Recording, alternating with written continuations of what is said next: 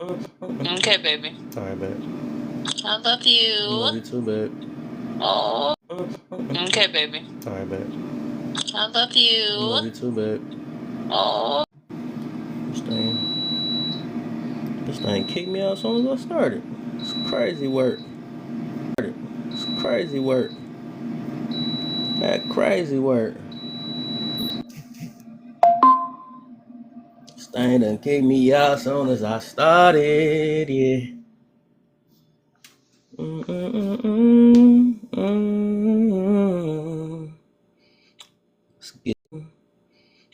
Let's get it going, y'all. Let's get it going.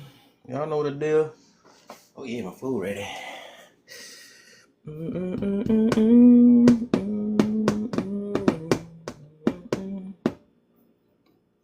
Alright.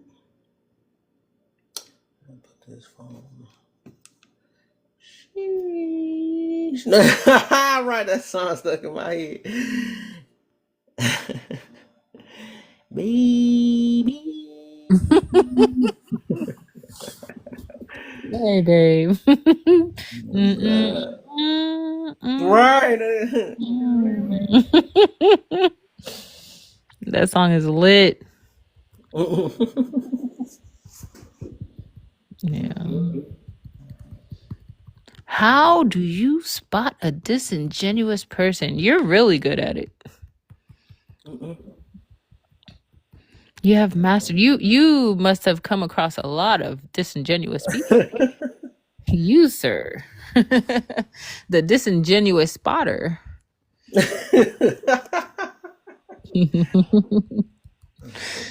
Yeah. I'm not that good at spotting them. Sweetheart, nah, I think you do enough of them lies for sure. you gonna see it's like repetitive. It really, I say, it's talking points. It's really talking points. Hmm. Yeah. Is there a difference? Is there a difference in spotting them on social media or on TikTok compared to spotting them in real life? I like that.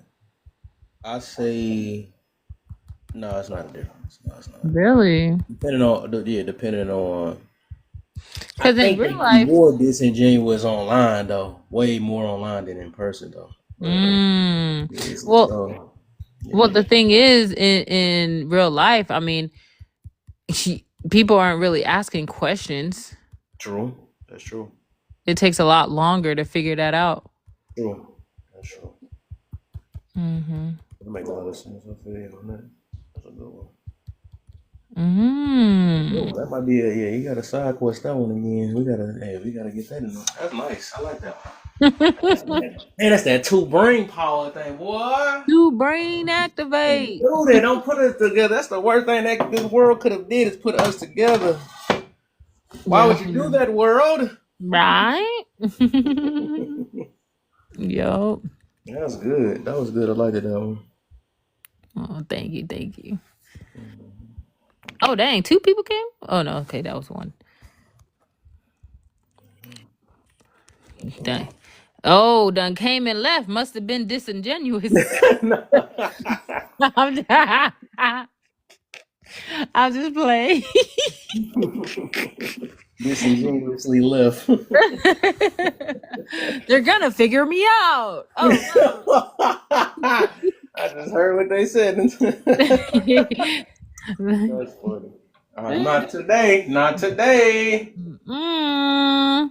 You know, you should give them like, what are the signs of spotting someone who's disingenuous? Mhm. A lot of people don't know how to. True. Teach us, master. Go ahead.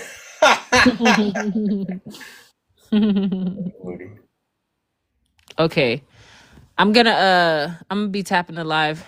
I'm gonna go on mute because I don't know. Somebody told me that if you're tapping while the mic is on, it like slows down them pushing out your live. That's not true. No. Not, no, that ain't true at all. Oh, okay. We already know my stuff is up and down. They keep flagging me for this other thing, so I don't even care. Ah. Right. Who's gonna come, gonna But I'm on come. the For You page right now, so we good. Oh, how do you know?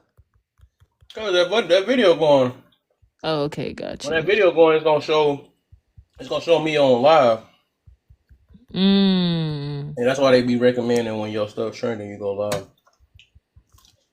You know, Got you. as long as that going, we good. Mm-hmm.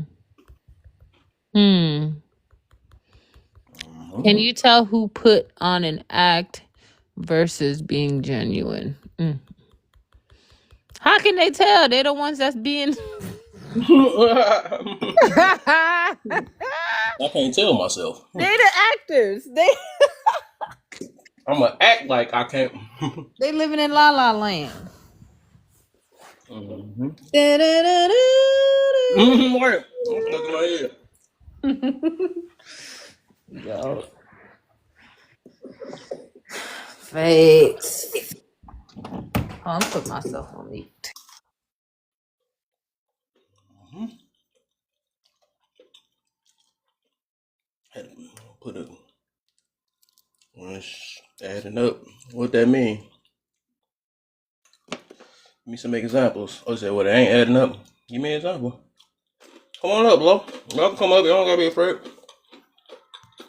We're gonna get this thing going. It's just starting.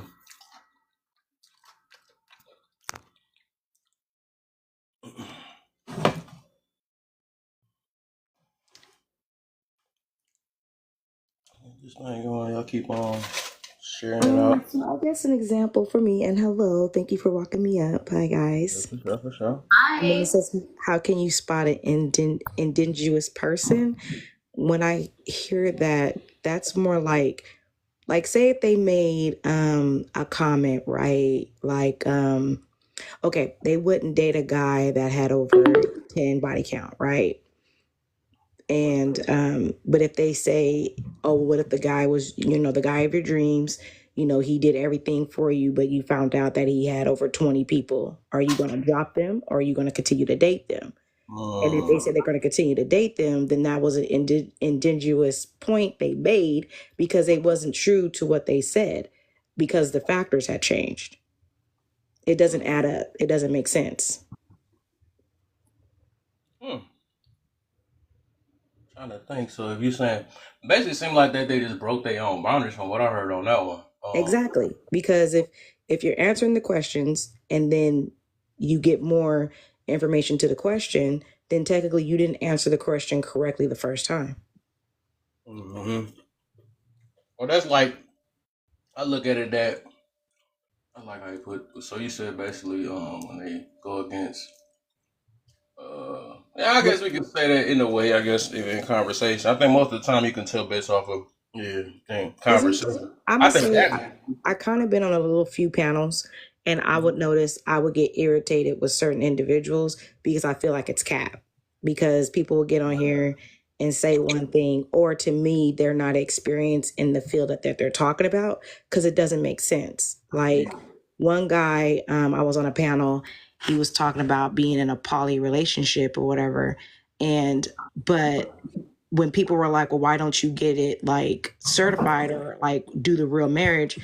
All of a sudden you just heard all these excuses like, well, he needs to go to the mosque or, it's illegal in the US. And it's more like, but why you just haven't did it yet? There's other states that honor, multiple marriages. You just haven't did it yet. Mm-hmm.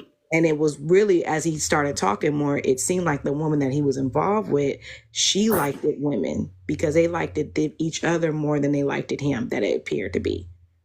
Because the women that he was dating, they were really gorgeous women. And he wasn't that of attractive of a guy, but it just felt like he was capping the whole entire time on, the panel. Mm-hmm.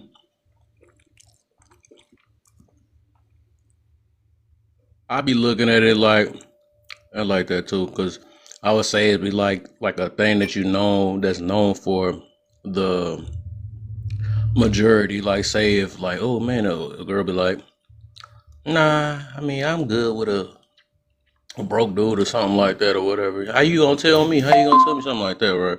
Mm-hmm. I feel like stuff like that would be disingenuous. Like for the masses, they not doing it. They just saying it because of whoever around or something like that. And It then sounds good. you ask Or them like like a where the broke dude at, and then they be like, they still. I mean, no, it wasn't because of that. It was because you know what I'm saying, or a right. dude. Yeah. Like one girl, she had said, a guy could just take out my trash and I'm gonna be in love with them. And I'm looking like, girl, I'm 40. I need Mm-hmm. more than some trash taken out. Like, you got to come with your own stuff. But I'm Yeah. not saying it to be like a gold digger. I just feel like we're adults. Like, you should have the basic standard. Like, I'm confused. So I would never say I'm going to date 100% a broke guy. He just has to at least have the minimum standards of being an adult, period. Mm-hmm. Like, so it'd be conversations like that it make my head hurt. Or like, there was one, I feel like I was on another panel that my head was hurting. And I just call cap. But to me, I just be like, I call cap. I get straight to the point. Mm-hmm. I think And it's like have another one, you, like a dude be like, I ain't about to hit a girl unless she a virgin, and then be just right. that's And then at this disingenuous, point, you if you know. think about it, there's not a lot of 20-year-olds like in a high, like, unless they was really truly trying to save themselves, and where are they at? Like, how are you going to get in contact with that person? You know? So it'd be stuff like that that'd be sounding hecka weird. Mm-hmm. I feel you on that. So And how let's. do you correctly use gaslighting? To me, the correct way to be using gaslighting is you make a person question the reality of what's going on. Like, you answer a question with a question to throw them off. And if they're not paying attention to what you're saying, then they're going to start responding like they're the ones that messed up. But really, the person is just trying to deflect it off themselves.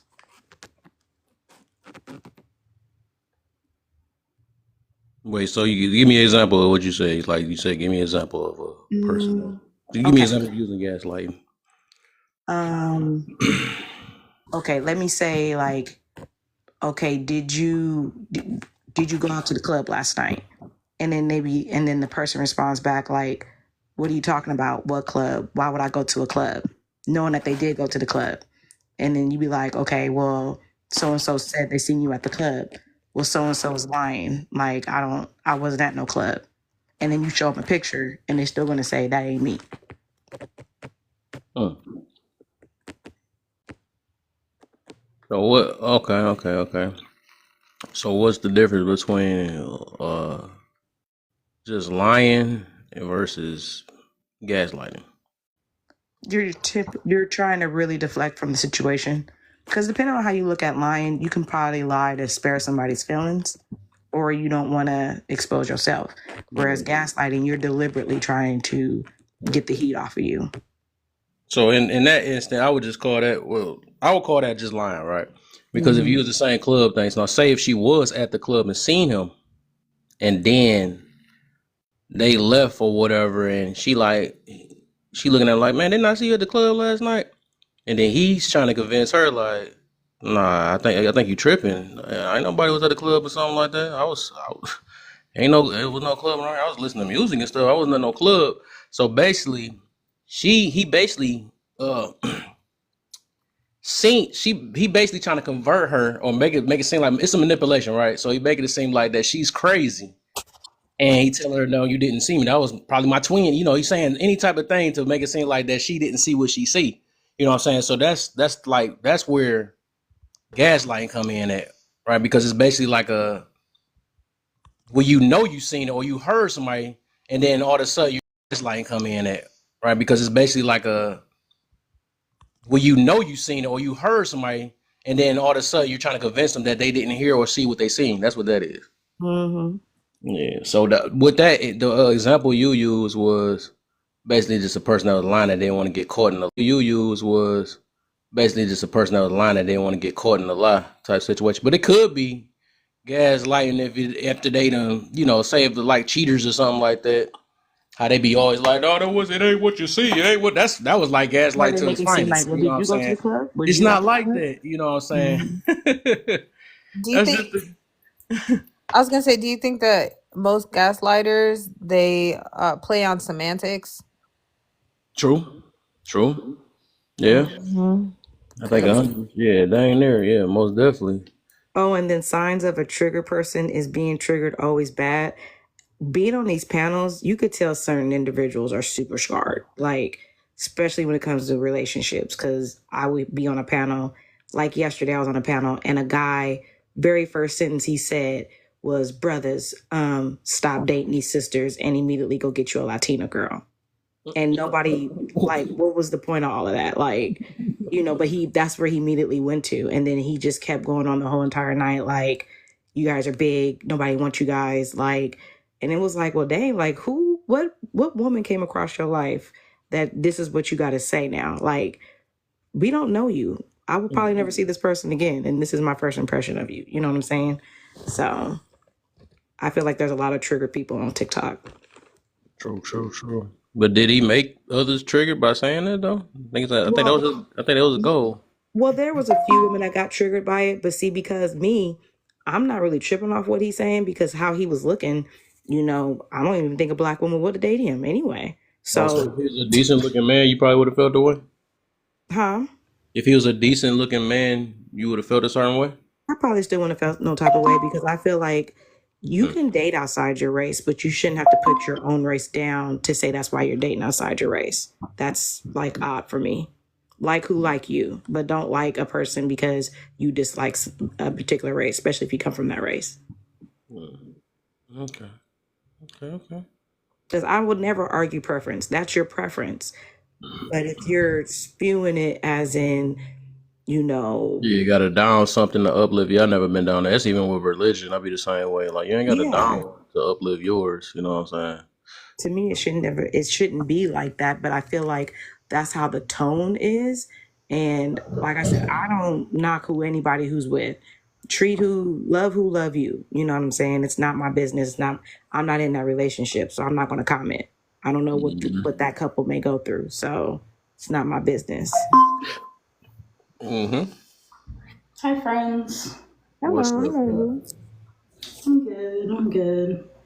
It's Hey, a new person about to take your used to be fired spot. You Oh, earned, so you're not getting fired no more. But oh, you've been period. showing up to work on time and you've been Thank doing you. your thing. Thank you. Yes, even while you was working, there you go. You know I was done with those excuses. I appreciate you.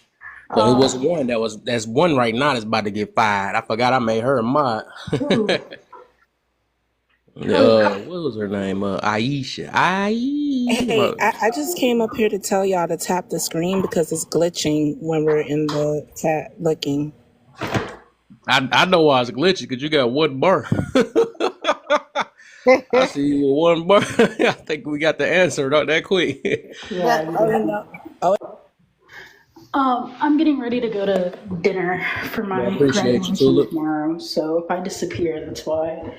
But Okay, for sure, for sure, for sure. yeah, I'll be up here for a minute. I'm just chilling.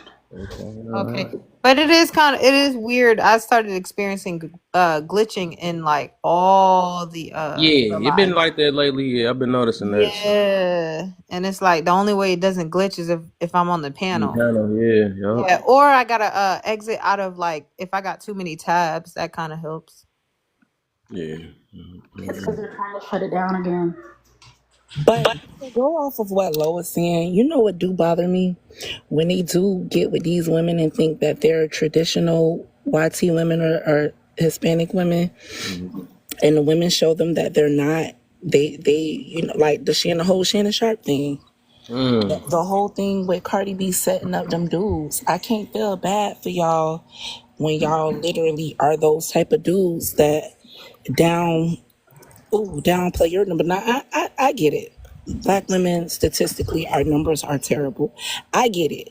We have attitudes, but I don't think that I think it's a more Americanized thing versus a race thing because I've seen Hispanic women flatten tires, bust out windows, and get just as ratchet with the best of them. They is equally spicy as us.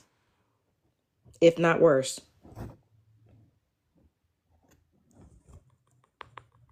Oh boy. Explain the Shannon Sharp thing to me, pretty please, because I see it everywhere and I've not. Pretty much he was tricking, and the girl wanted more money and he wasn't going to give it to her, so she basically outed him, in long story short. Oh. And the girl's young, like 22, I think, and he was giving her like 20K a month.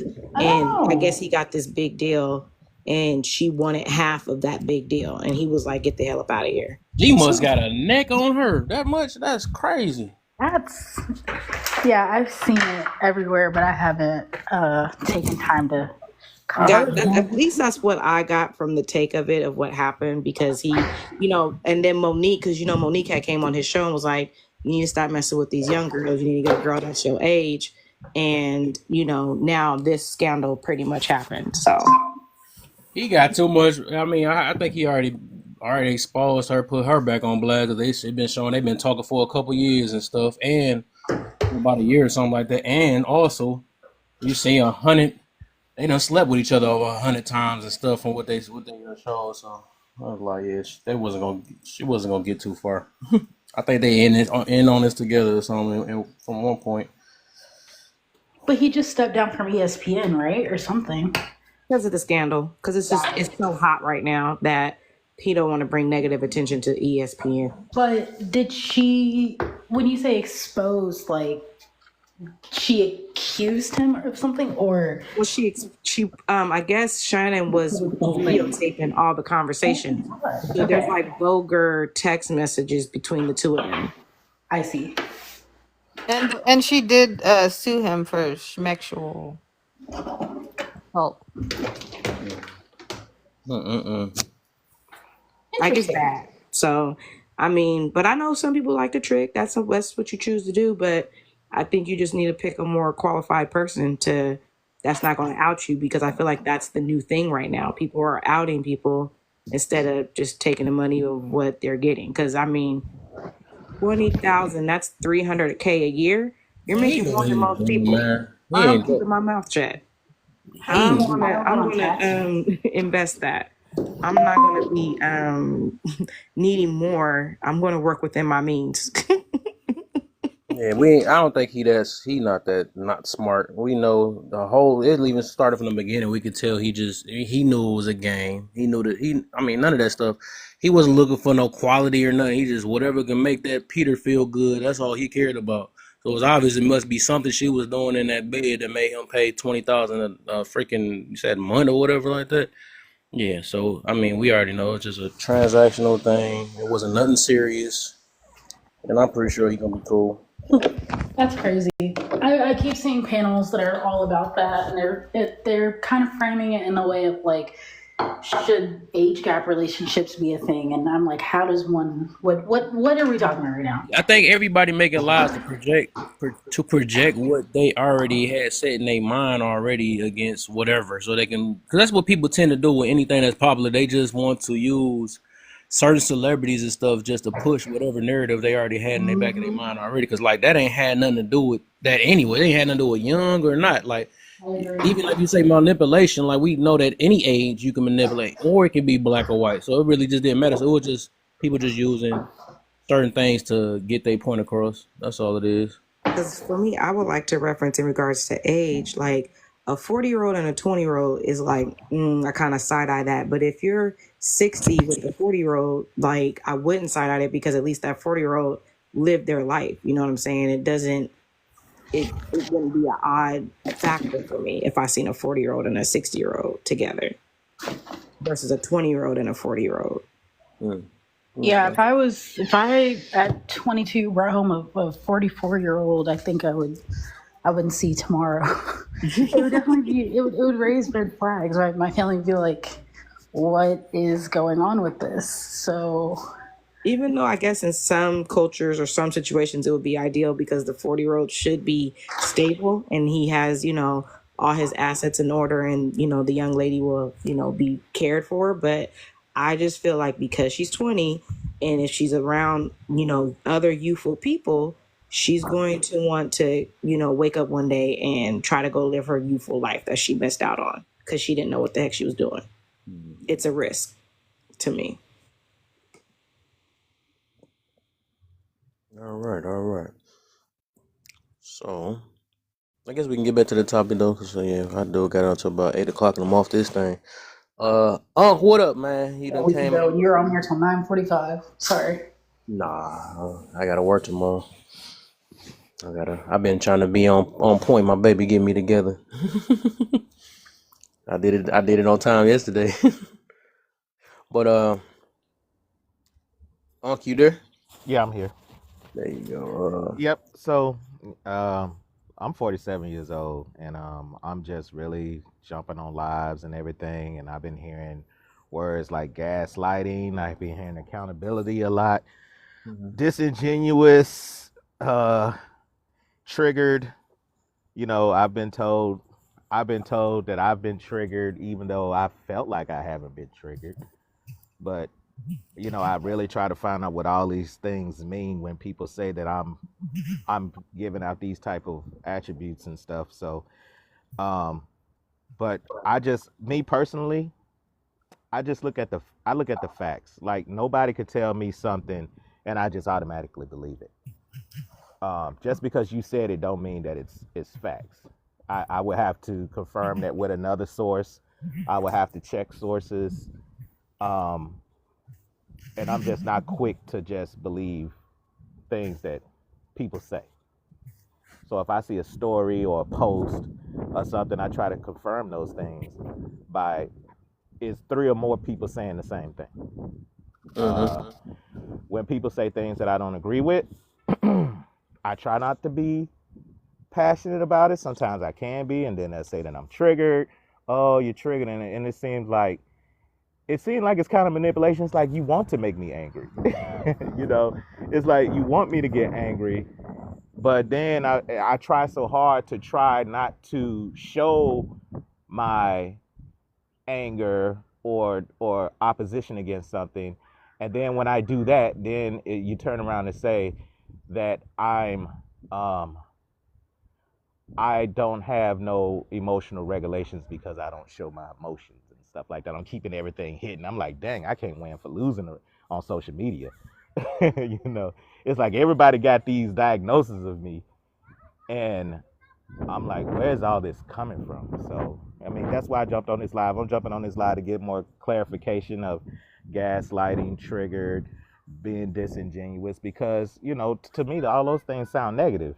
And I don't want to ever be a negative person. I always try to give positive vibes. I always try to smile. I always try to be polite to people, even though people are not being polite to me. And just trying to live my life as fruitful as I can, but in this social media culture, um, it's like, wow, it's like, it's very hard to meet real genuine people now because everybody's trying to get a like, everybody's trying to get some gifts, everybody's trying to get some coins, and I guess chaos allows you to have those things. But this ain't like a positive panel. We're talking about these things, and I'm just trying to learn. I'm actually looking up these words as we're talking about them right now, just to really dive into it and listen to y'all stories as we discuss these things. Yeah, I recommend it. Today is a teaching session. We about to learn something tonight. Yeah, because I keep hearing everybody use all these, just like you said, everybody use these terms, and some of them just use them incorrectly. Some people use it like it's an issue behind it. Some people use it and they the exact same person that they using it. You know what I'm saying? So it's just, we Because they gonna get perpetrating. It's cat. right, right. It's all an act at the end of the day. Because I feel okay. No, there was one example, right? There was one example. I was on a panel, and this was the scenario. A guy was dating a woman for 2 years or whatever, and she lied about having kids. And the guy on the panel said, he would drop her because it's not that the fact she had kids, it was the fact that she lied about having kids and why did she wait so long? And the whole panel attacked him, saying that he was bashing basically single moms and that he's crazy for not wanting to date a woman with kids. But I understood immediately it was, why would you need to lie about having kids? Okay, you sound like Okay, I'm gonna have to add you, man. It's rare that people know how to look through feelings. I mean, to Hey, me, look, me and my baby was going through this same. I can't bring it up. There was some wild stuff with one of my posters I had though, but it's just like everybody just could not see the simple point. They just put their feelings and filled in the blank for them, and like, no, that is not what it meant. and then the whole time in the chat, I'm like, no, she lied. Like, why would you lie about having a kid? And then they were like, some people don't want to tell their business immediately. But I said, but it's the time frame though. For me, if we already went on a date and then we're going on another date, at least by date 3, okay, hey, I need to come out clear with something because kids, you can't really hide your kids.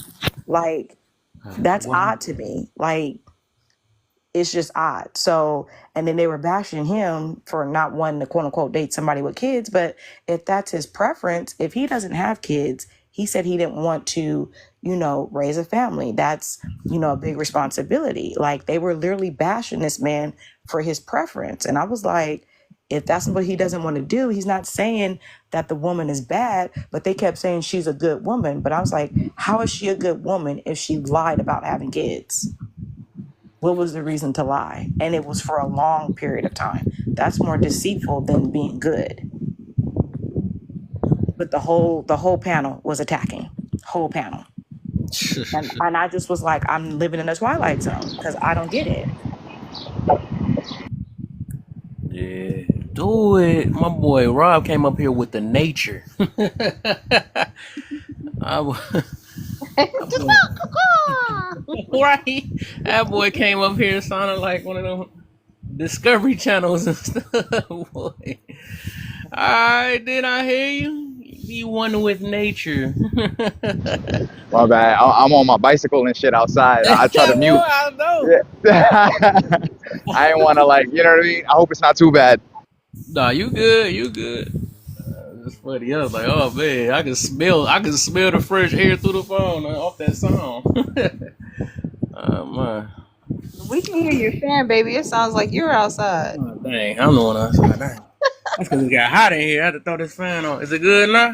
Yeah. That's because I have the fan directly in it, so I just move the phone away from it. I was wondering if okay. So we both Yeah. want nature.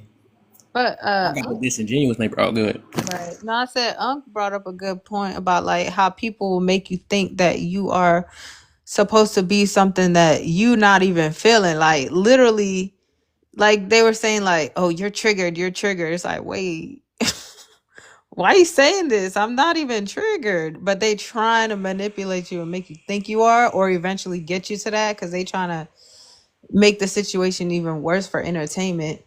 And then yeah, and even when people like they try to make you feel like you're supposed to feel some type of way. And it's like, no, I don't feel any type of way.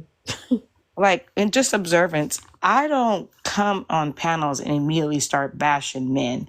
And I would see ladies go in for the jugular that it's like, dude, what is your issue? Like, who have you been around? Because it's spewing all over the whole panel. Like, what happened? Like, you don't need to be on TikTok. You need to be in somebody's like therapy room on a couch and unpacking all what you went through because it just people be going through the most. And I be looking like, this is insane to me. Like, I couldn't walk around with that much energy like that. Like, I was on a panel just not too long ago. A guy said, gentlemen, don't be in a relationship. It's a waste of time. Like, you're that scarred that you can't even find a friend to have a companionship with. Like, don't be with nobody. Like, how does that sound sane? We all need to be with somebody in a sense. Like, I don't know. But I just felt like that was rage bait, if anything. And they will have the same talking points, and a lot of them don't really believe it. Like, you know how some people would be like, oh yeah, be single, or tell everybody to be single, but they're just single because they can't find the right situations. You know what I'm saying? Like, if they could find the right person, they would be with somebody. They just out here spitting their hate, and yeah, they just want everybody else to be in the same misery loves company. There's a lot of misery loves company up in here, but they are very disingenuous about what they really want. Lies. What you got for me, Rob? Yo, this nature is getting worse, bro. Hey, do it. Hey, we need to hear Yo, it. bro, This could hold be the on. closest experience people gonna have. They be on He look TikTok like the all day, wind so that'll blowing be a him close. off the bike. He look like he about to fall off that bike with the Yeah, wind. right. Yeah, wait. We don't want you falling trying to answer. They're trying to mute and falling. He's scarred up, boy. You gonna see a video of him scarred. So Yeah, so what Unc doesn't Unc, you don't know what like disingenuous or like which uh, terms do you not? the one I just really found out is about gaslighting, and Mm. because I heard that. I mean, nobody never told me that I gaslight, but I heard the term used. But I heard what's been used towards me has been triggered and disingenuous. Well, I told people that they was disingenuous. Like say for the instance, like I'm not trying to start a whole nother topic, but let's just say this recent incident with the Carmelo situation. You know, um, I I hear a lot of people, I hear a lot of our people say, well, the student he effed around and found out, right? Now to me, I feel like saying something like that is very, it's not really taking a parent who lost a child in consideration. I understand that it's a lot of people in our community looking for this kid to his self defense claim to hold, and I understand the desire to want to see that, especially in the bully culture and stuff like that. But however, we have to be a little bit more sensitive to the fact that somebody did, you know, and just for us to go around and say that, to me it sounds like I personally wouldn't say that about anyone's child, even if my child was the perpetrator. I would be like, I am so sorry this happened, you know, and it wouldn't be no me against them. It's like this is something that is going to affect the both of us, and how can we take this situation and learn from it? And it seems like society around these two families is just making it worse, and it's like y'all are disingenuous, like, and that's how I use the term. But people tell me that I get triggered. When I first got on TikTok, yeah, it was crazy. Somebody in the comments said like these YNs don't hand it to me, and it's like, man, I try to avoid YNs. I be seeing it, they be crashing like I be learning new words like crashing out, crashing out. We used to just say, man, that bruh, he hot. In my age, I'm 47. We say that boy hot. Y'all say crash out. So it's the same thing when I realize what does that term mean of how I would say it at my age. Oh, that boy hot, he's crashing out. And I just see a lot of these young men, they just angry. They're very, very angry. And it seems like the young women, they're angry, and everybody's just angry at each other. And now I see this gender war and all this stuff, and it's crazy. And I'll be like, man, we got so many other issues as a people that we got to fight against. It's like, man, why are we fighting against each other? But hey, these are different times. I mean, I'm seeing it, and I'm just sitting back like, wow, you know. And I try to jump in and give some of my, hey, try to calm them. Guys, let's stay focused. Oh, did they jump on you? And they jump on me for trying to be positive. That's crazy. I'm like, I'm just trying to be positive. They be like, oh, you lame as hell and stuff like that. And I be like, wow, for wanting our community to be better, that's crazy. Like, okay. And I just like, I'm finna get off. Like, guys. So I'm like, and then what I do is I go find people my age to, like, I'm like, where's the 40 anybody 47 years old or 50 years old? I need to talk to people like that, because I don't know what this generation, and I can understand some of the frustration with the younger generation, because I was on a panel where they was talking about how baby boomers and generation X kind of left things worse for millennials and Gen Zs and stuff like that. And I can agree with that. I can agree with that we could have done a better job passing the torch on to our younger people, um but at the same time, everybody got an individual choice. You got a choice of what you're gonna do with your life. And if you just got to work a little bit harder, you just got. I had to work. I had to work hard my entire life to have what I have, and I'm still working hard to maintain the things that I have. And I don't see nothing. I'm not a baller. I don't have the best of. I don't. Well, I wouldn't buy expensive stuff because I really don't need it. I'm not a flashy guy. Anybody go on my profile, you can see I'm very family focused. I'm focused on my family. I would rather spend money and take my kids to the movies than to. Yeah, buddy. Did you take my bike? Hold on. I'm sorry, y'all. This is my grandson. Yeah, I got it. It's fixed. Man, you done took that boy's bike. Nuh-uh. I'm fixing. He want me to fix his bike. I'm messing with you. Yeah. But yeah, he's here. So my grandson here. So I'm gonna drop because I got to get my attention to him. But I'm gonna be listening. But Okay. I'm gonna get him my attention and everything. Yeah. We appreciate everything you said. Okay, appreciate that.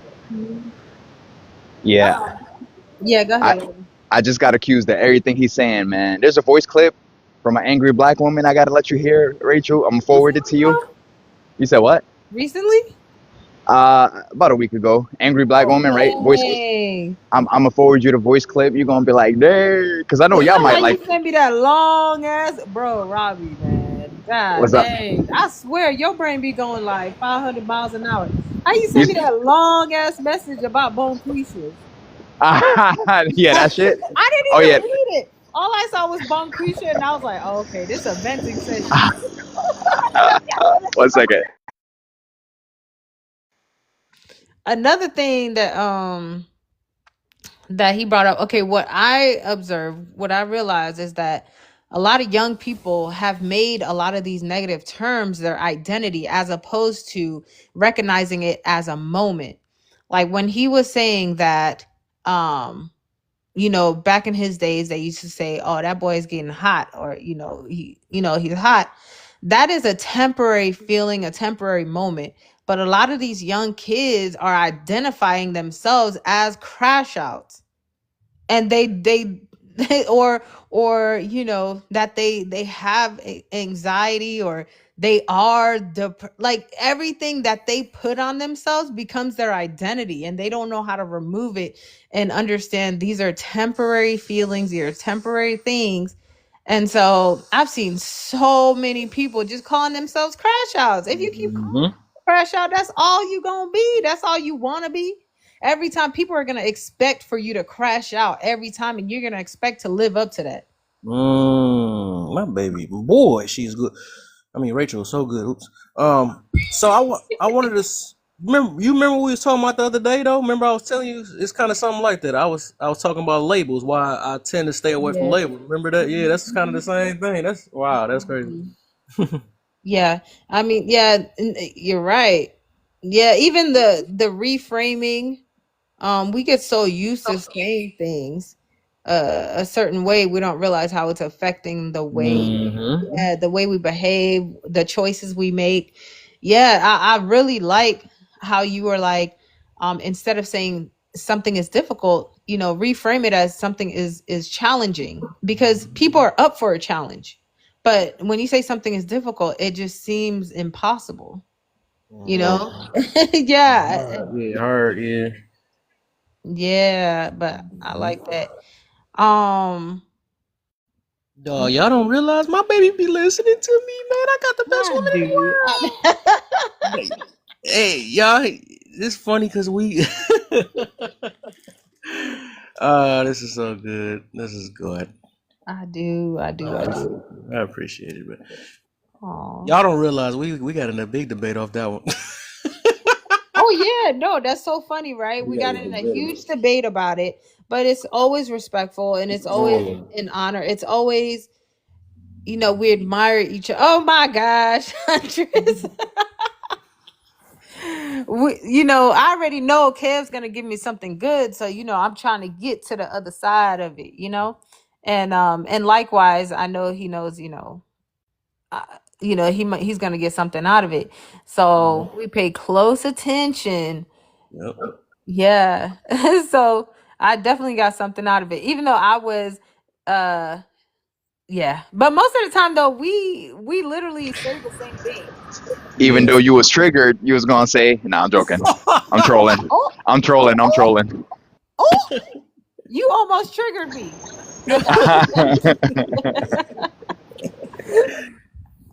I, I know what things can trigger me more than others. See, and that's the thing. People do need to recognize like what they are more sensitive about. I think that's important. Um, going into a conversation about children. Oh, I already know I'm gonna get a little hot. I'm gonna get real passionate. You know, it's funny. That's how you know I'm a very because I was about to say I knew two things. 'Cause like I said, I like I pay attention. I need to know who I know and stuff. So I had realized, and I kept it to myself. Like, wow, I said I know there's the two topics I can't. Well, I can't talk about, but I realized that you have a passion for it, and that's just come with. I don't think people be observant of their partners. They be so lost. You know what I'm saying? But I'm just observing of people in general already. But it's like, yeah, when you said that, I was like, yep. I said, all Yeah, right, I knew it before children, you even said it. nutrition. Yep, yep, yep, yep. Yeah, yeah. Yeah. And you know mine. Mine is most of the time it's something dealing with religion. Oh Lord. Oh my goodness. Um Religion, horoscopes. facts. Any excuses? Yeah, I'm against that. Yep, you know mine.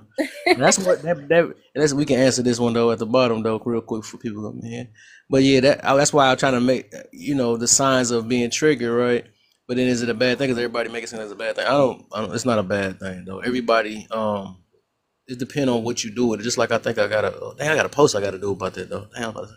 But yeah, it's like triggers is usually a warning of something. So it's basically like why are you triggered? And then you gotta explain. You know what I'm saying?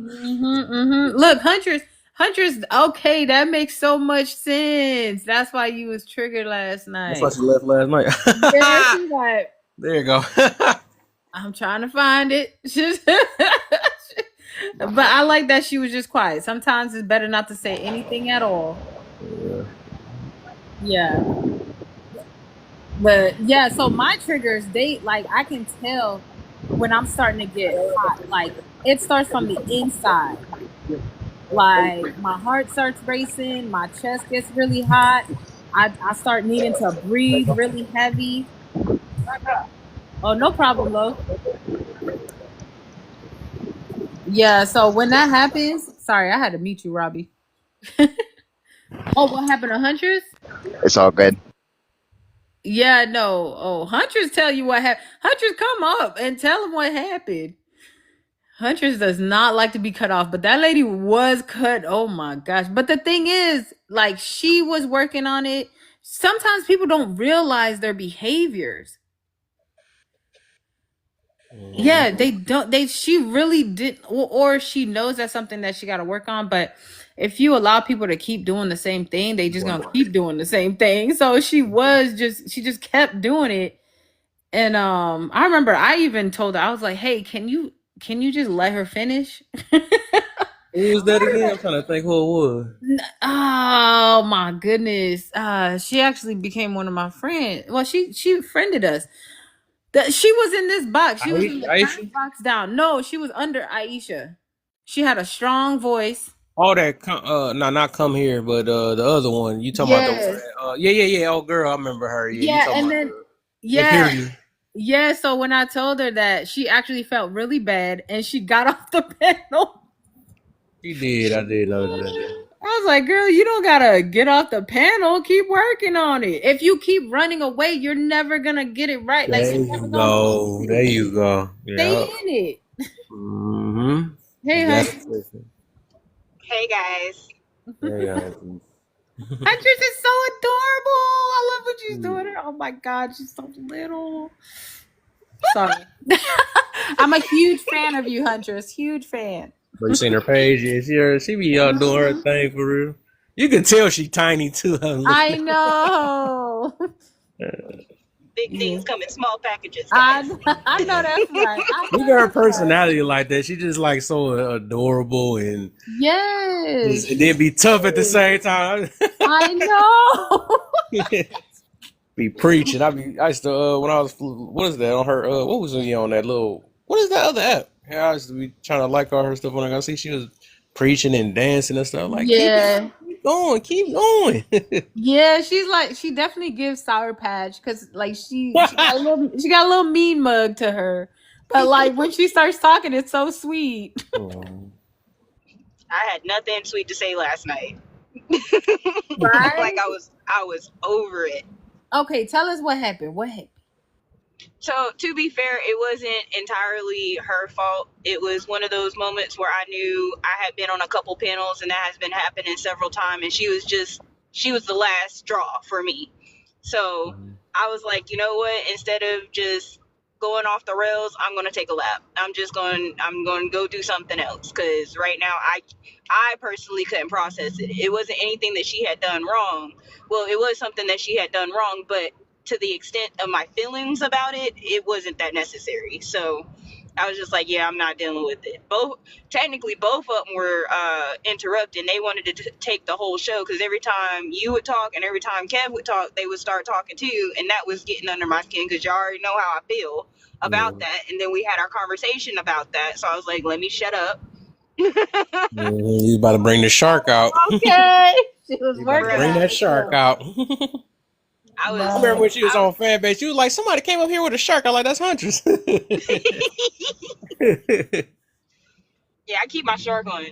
But no, like it wasn't entirely her per se. It was the miscommunication because I know the one topic that we were talking about, which was children, and I understand where you were coming from, Rachel, but I was really trying to understand where that guy was coming from too. And he did as much sense that it did make sense because I took what is it?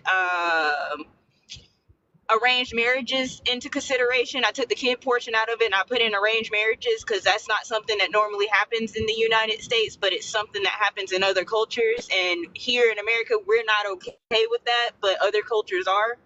So that's the way I framed it in my brain because the subject that he was using wasn't a good subject matter to talk about.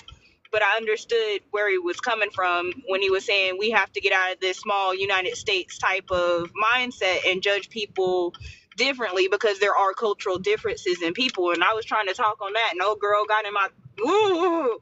She started talking, and instantly I was like, you know what? I can't. Yeah, I think even speaking of that, that was I feel you on that too. I had I think I been had got him though. I just because I know I got a clear head to think now, but I was I think I was just paying attention so much to every other thing or whatever. I realized that I know he know what he wanted to say, but he was so fixed on just trying to start some stuff because that's all he do. He got like a habit of trying to just start stuff because he'll speak on something he know he right about, but then he was trying to be right so bad that he was not realizing what he was saying. You know what I'm saying? That's why I noticed. That's why I noticed why everybody was kind of a lot of people, different people probably trying to wonder what we was getting to or something like that. I was trying to get him to kind of correct himself, but that's when old girl and him ended up getting into it a little later and stuff. Though. 'Cause I'm like, you got to hear because you even said that. Why it ain't? Well, it's not that somebody can do it here and can't do it there. I'm like, dude, all the talking points you saying it's kind of twisting you up. But yeah, I had to get off anyway, Right. though, because it was about my bedtime and stuff. So you out? You said the pride. I can't hardly. You must be deep in them. Pride. He's driving. You driving, Hunter? Oh, sorry. No, you're not. Oh, okay. No, The I'm bar not started driving. I'm in going an down. Uber. Right. There you go. You back. But yeah, you say his pride or what you say again? She's Yeah, not his back. She pride. got one It was more. his pride that was Oh, showing yeah. him up because Oh give me a minute. I'll get somewhere yeah. good. Hold on. I can hear you. But I was about to say that yeah, that's one of his main things. People gonna notice about him, but because I didn't know about him a long time, and yeah, I was being biased yesterday too because I just knew people was gonna get triggered by him, so that's why I let him sit up there for so long and stuff. Well, there's a few people that I'd be like that with anyway because I just know him already, and I knew what he was gonna do, and I just want to drop him like that because this is like I know him for a long time. I know him since I started his app, but he me and him always get into it all the time. That just be so funny. Me and him always go back and forth because I always told him, like, I told him for years, like, your pride and still ego get in the way, but he rather do is just flex it rather than correct it. You know what I'm saying? I noticed that y'all thought, but I'm like, man, but they've been talking about that for years, man. That's why me and him always go back and forth for the most part. Yesterday I was actually light on him. I ain't get to, go back and forth.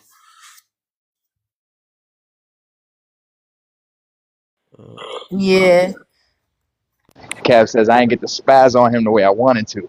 No, me and him That's what go Kev's back, saying. always go back and forth. Then sometimes I love when AJ come in here because them two be going back and forth so bad. Because the thing is, he very prideful. People gonna notice that if you see him more, he just prideful. His intentions is to trigger and all this other stuff. And I can tell he fighting some stuff, but that's his way of, I guess, expressing it. He said he was on a hiatus, but then came back on the same tip. So I don't know what he was a hiatus for, but whatever. But yeah. Yeah, that's the one thing that blew me. It was the way he was saying certain things. Because I don't know if it was misinterpret the way what he was saying or how he was saying it, but then he came back and he said something smart and slick, and I instantly felt my cheeks go red. I was like, bruh, that It was that so side unnecessary. It wasn't necessary. at He all. I think look, watch this. Once you notice this about him, he do that in every room. That's why I don't take him serious no more. But I know that's probably y'all first time kind of what you call it. But it's just funny because I wanted to warn before it happened though, because I was like, this dude, he literally talked like he doing a battle rap. So he'd be like, yeah, and it be seeming like he always try to sum everybody up to see. Because what he do, he try to fish. He try to fish to see who he can snap on. You know what I'm saying? That's what he tend to do. You know what I'm saying? So I'm like, this dude, he just funny though. But he needs some. But I legit wanted to know what he was saying. I legit wanted to understand. I still feel like, Yeah, damn. he didn't even know what he was saying. Oh. Yeah, Yeah, it's that's still what I said. tractable He was so behavior. jumbled up. I was trying to get him to correct himself, but he was jumbled up and it just was never gonna get nowhere. Oh, so that pride didn't want to let him admit Yeah, that he didn't pride really for know. sure. Yeah, because he wanted it. That's why he was on tip. Because like I said, that's his whole mission. He just wanted to get on talking points that he know, but he was so right on his one talking point that he was using the right talking points at the wrong times. That sounds like a bar. I Right. just did See, and that's what I'm saying. People who have the same talking points, no matter what, they're not flexible, they can't move with the conversation. Those people I find to be disingenuous. True.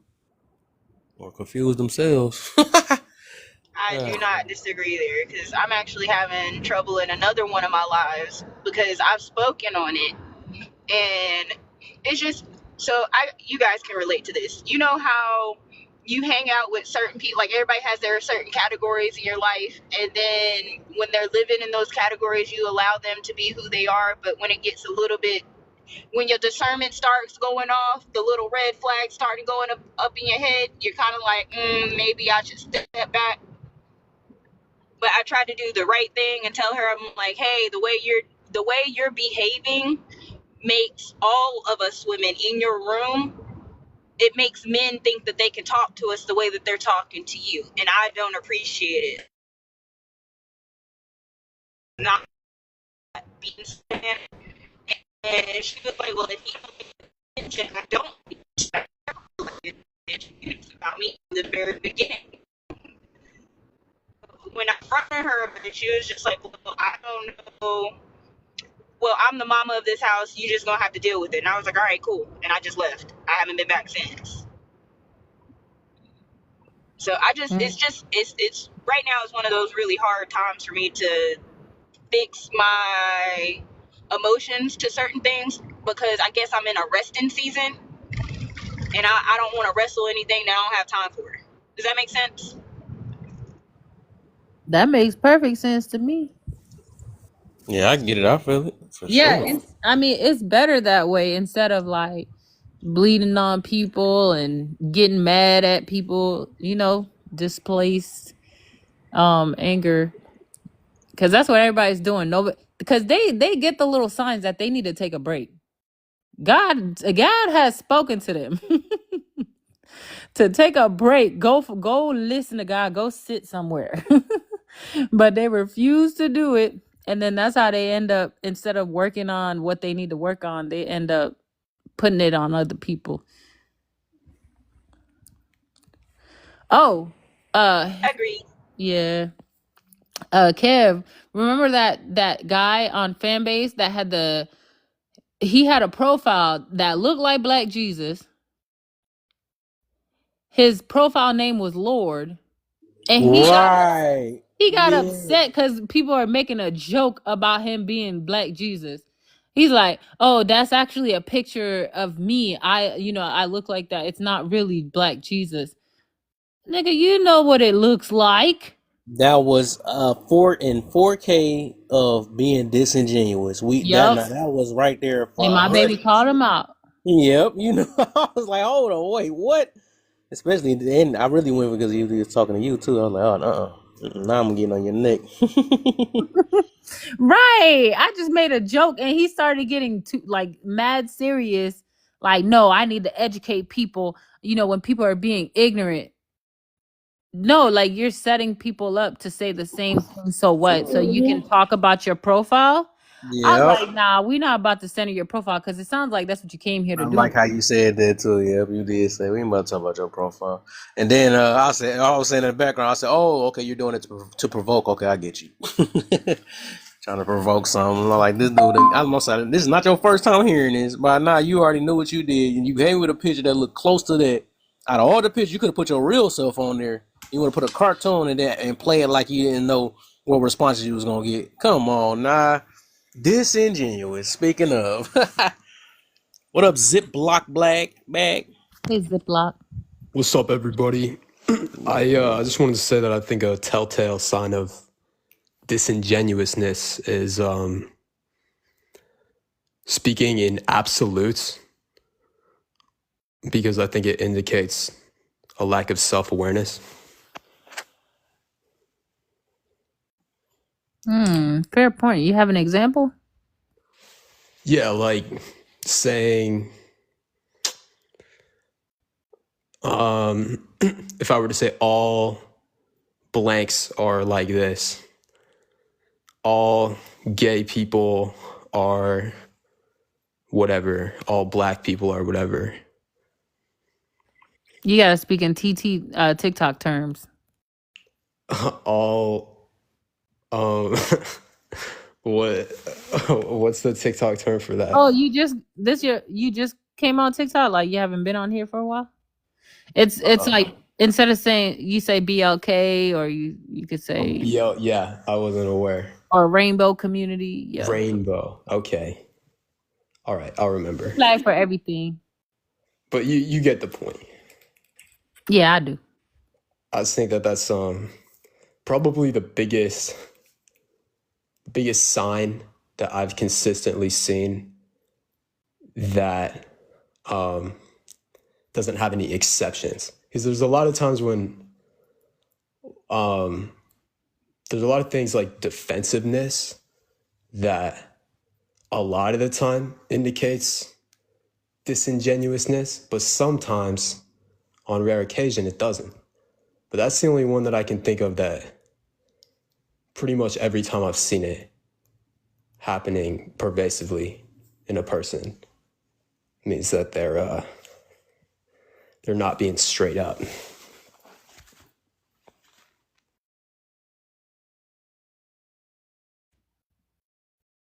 Kev, you still here? Okay. Yeah, I'm here.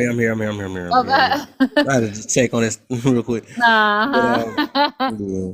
No, that's an interesting take, because why would somebody say all this, like all this demographic does this, or all like when they know that it's not all.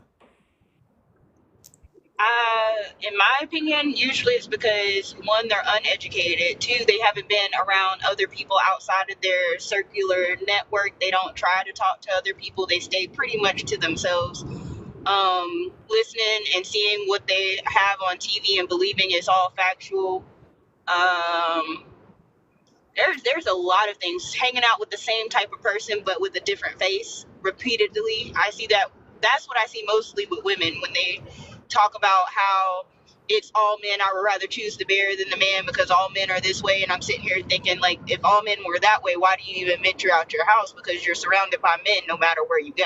Gas stations, grocery stores, libraries, parties. It doesn't make any sense if it's all men. So I don't understand how people do have that mindset of that. Well, I do, but I don't understand how they upkeep that type of mindset.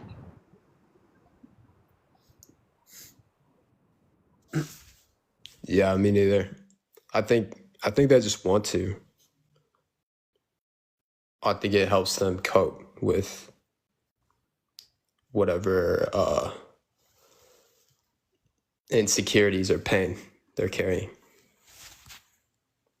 What you think, Robbie? Oh, okay. Robbie might be making orders. Yeah, but it's just so weird because I mean, do you think that they know that? Because all it's just so strange to say all when you know nothing. What y'all think? Basically. What y'all think when they be saying most? What about when they say the word most? No, you know what? I don't like when people get upset when people say most because they literally Reach. yes, they act like it's all. It's so weird. Yeah, I say most. I say most a lot, so I can't really condemn that. I don't. Yeah, that most makes sense to me. It's not saying all, but some people align it with saying all, and it's so weird. Some people so petty when you say some, they remind you that it's not all. It's like, bitch, I said some. The hell? I'm Yeah. guilty. That's a guilty me thing. I could tell, Huntress, because you got mad quiet. That's a me thing. That was funny. She like, oh, you know what? Wait, Sean don't like most either. Most is a lie and disingenuous. Well, come on up here, my brother. Yeah, I'm with Sean on that one. What I'm did you with say about my Sean. Most people brother? named Sean. You on that? Most just means more than 50%. What is the problem? All right. I think the reason that I don't have that big of a problem with using most myself is because I think it kind of indicates that you're talking about your own experience and not necessarily objectively speaking. Okay. What's up, Sean? What did you say about my brother? Being disingenuous when he said that. Right, coming up here all disingenuous, don't even want to turn on your mic. He trying Oh, to okay. trigger people. Yeah, you said most people that are disingenuous, they gonna write a comment and then they gonna request to come up. Here, ma'am, don't be calling out me and Give them Sean. a sip. Don't be calling out me and Sean. The writing's on the wall. A hit dog will holler. Wait.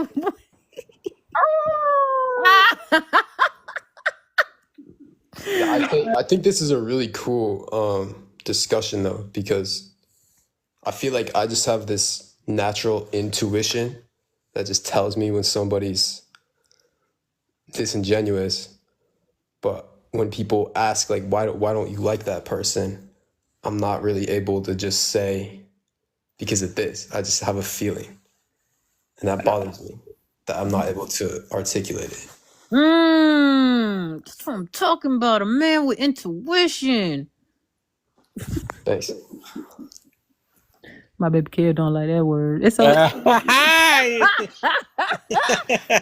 Kev just sitting back like, man. Oh man, what the heck? I was trying to respond to these comments real quick. That's awesome though. I love to see it. And men can Me have too. intuition too.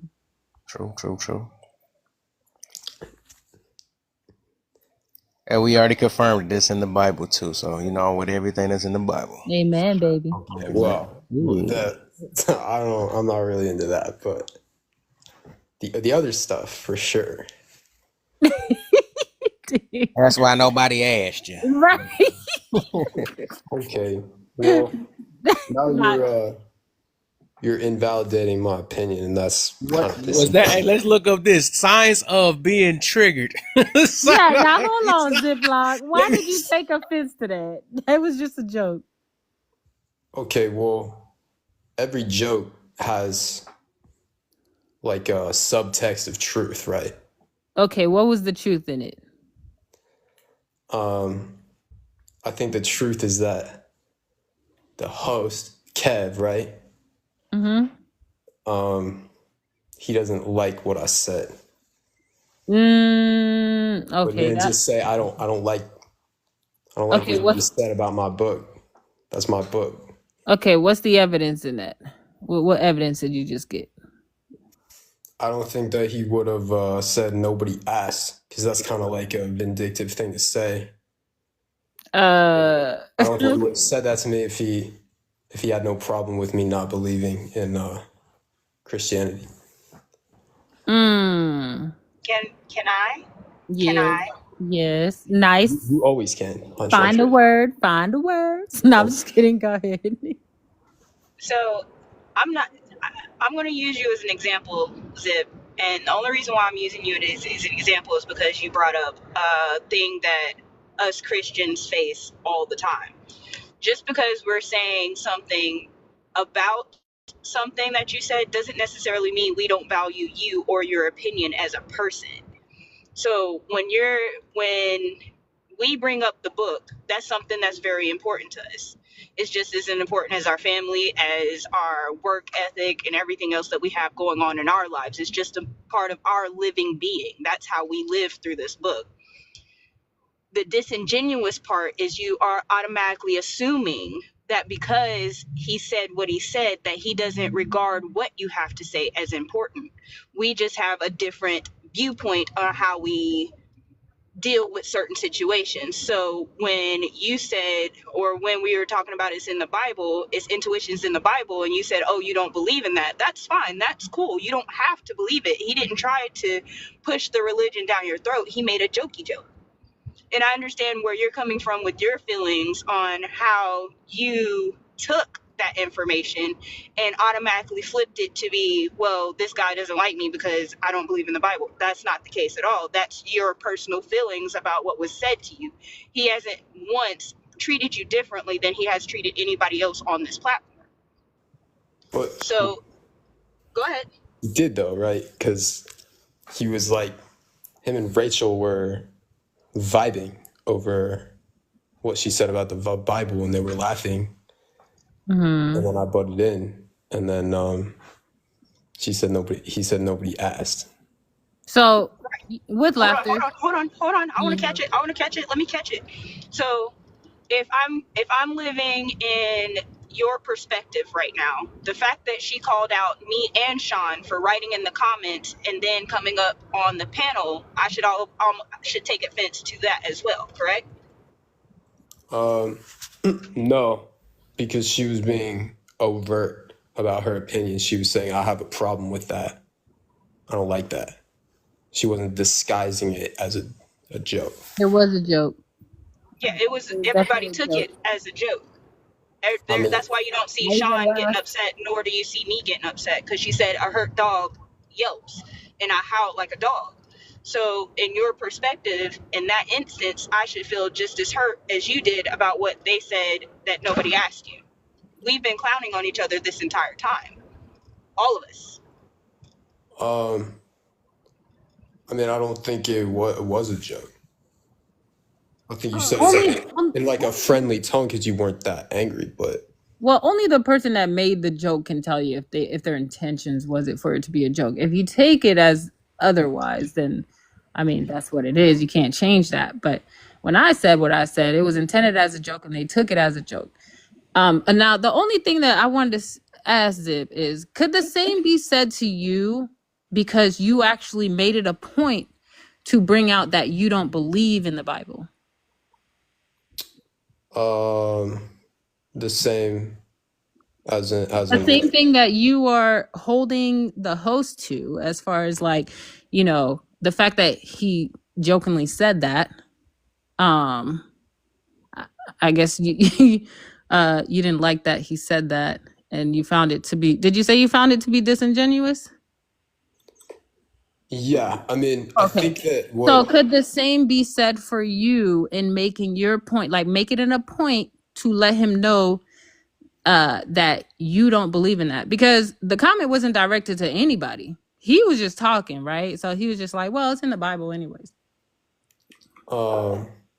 no, because I was being honest. I think because like genuine is just another word for honest, right? So being disingenuous just means being dishonest. So let me ask you this then, right? So since you say you was being honest, was I not being honest when I said nobody asked you, or wasn't that the truth? You know, that's a good point. That's a good point. Yeah, you know, yeah, I knew we was gonna get Okay, let's together. go back. Okay, hey. And I guess you were, I mean, Checkmate. okay, look. You were being overt in a way about your feelings about what I said by saying nobody asked. Because like I said, it's kind of like it's a very, very subtle shot. But I appreciate you, man, that you actually held just. I But appreciate that. But Zip, so you said what he said was trying to invalidate what you said, but what you said was also trying to invalidate what he said. Even regardless if you said it as a joke or if you said it straight out.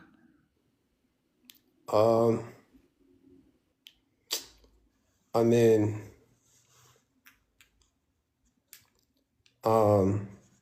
is it invalidating someone's experience to say that you don't think something they believe in is true?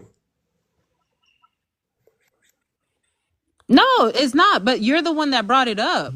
Like It we is. don't It is. care. We don't care, but you're the one that said that. I'm just showing you how you did what you are accusing him of doing. Let me get in there right quick. I've been. I say it is because they never ask you, or not you particularly, but if someone tell you their beliefs and you open your first thing you say is I don't believe that, then I feel like that. To me, I feel like that's disingenuous because they didn't ask you if you believe. They just told you about their beliefs, so you didn't have a reason to tell them that. I mean, I'm just saying how I feel. That's just being honest. I know, Like I but said. you could say, okay, let me take an example of you saying you could say how you feel without putting them down as far as their beliefs. If someone says something about a religion and I don't believe in it, I'm like, yeah, okay, well, okay, that's cool. I see where you're coming from, but this is what I believe in. Well, there's a difference between being nice and being honest. We can all agree on that, right? Yeah, but you could have said what you believe in without saying what they believe in. You don't believe in it. Like you could just say what you believe in, right? You don't have to put theirs down to uplift yours, right? I mean, I guess so. What would I have said? But I'm saying again, you could have we're made your talking about point. being disingenuous or not. Like we want to talk about whether I'm nice or not. That's a separate conversation. Yeah, I wouldn't talk about that. But let's get back to the Hundred.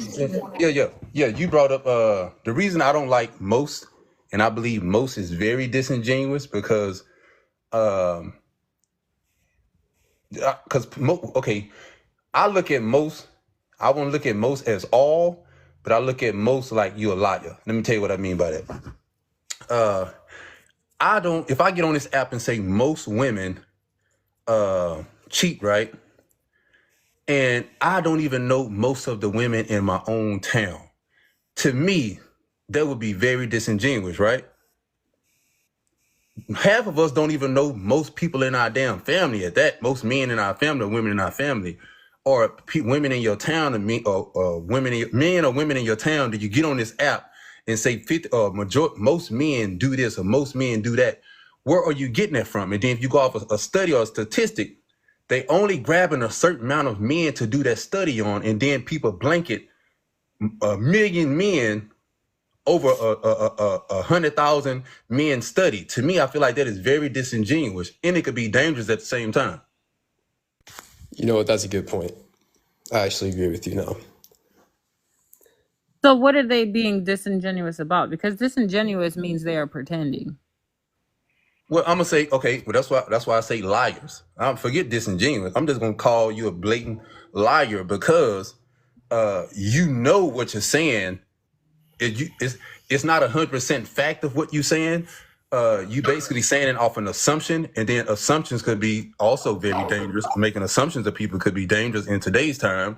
So if you don't know, if they haven't done a study on all, like most, let's say all men, and out of all those men, 51% of those men could be dangerous, whatever the case may be, then you could say most.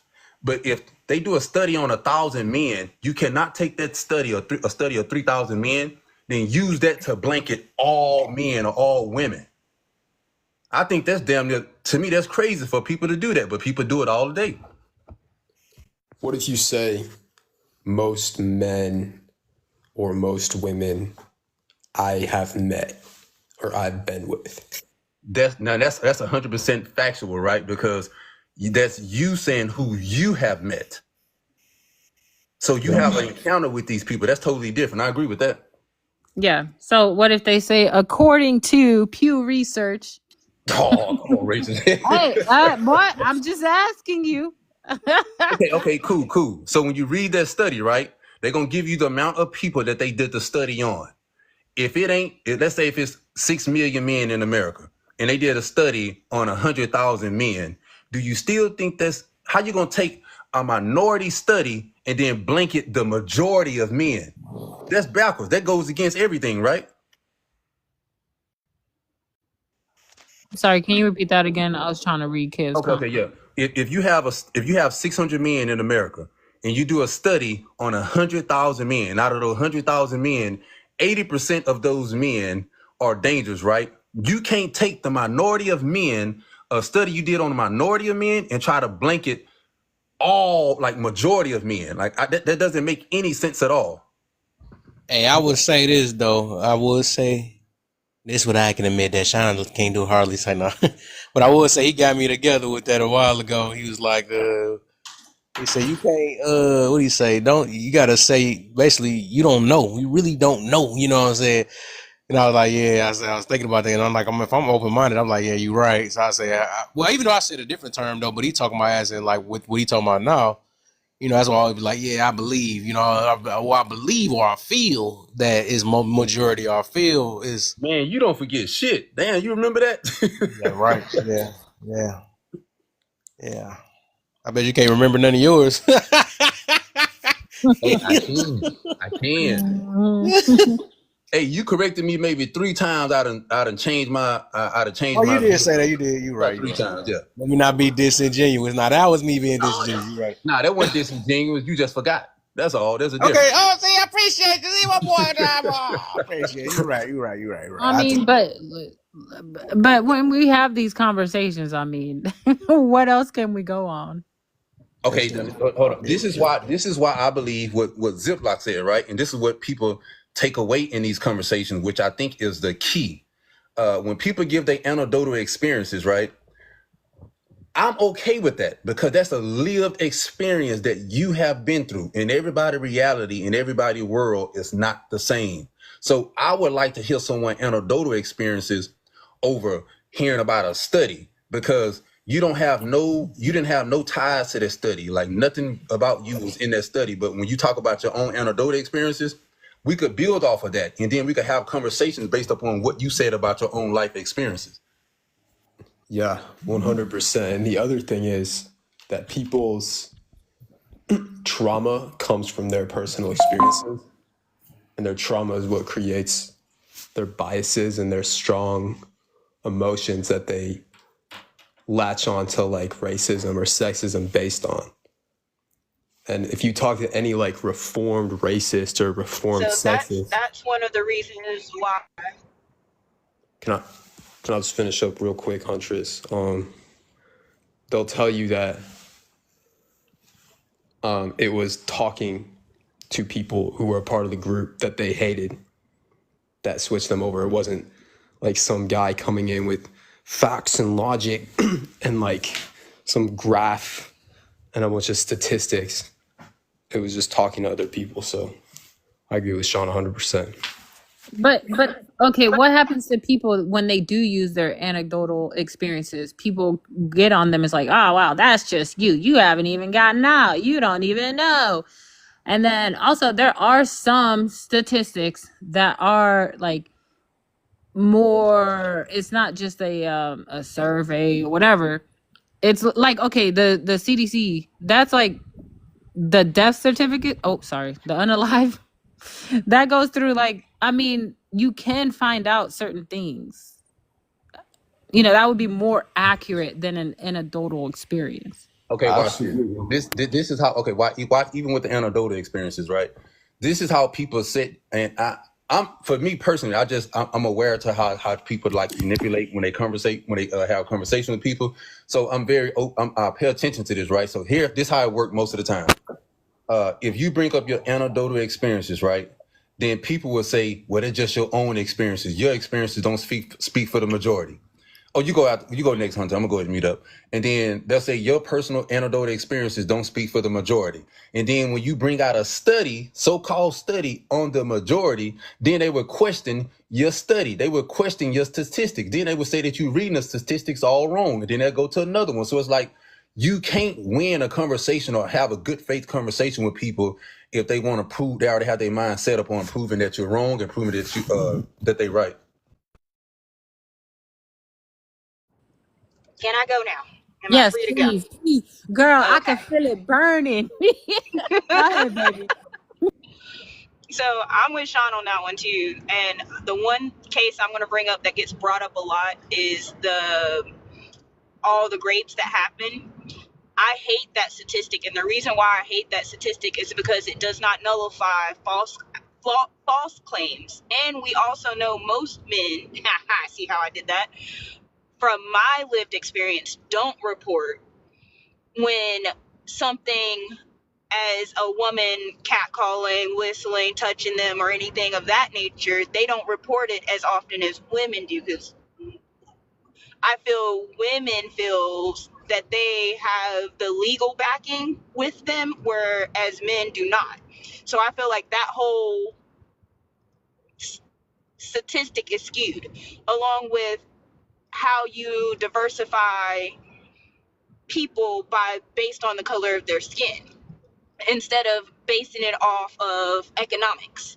We know that the only thing that separates the ghetto from the trailer park is one's in the city and the other one's in the country. But the behavior of that class of people all regulate the same. There is a small majority that comes out of that actually grow to be successful, but we all know your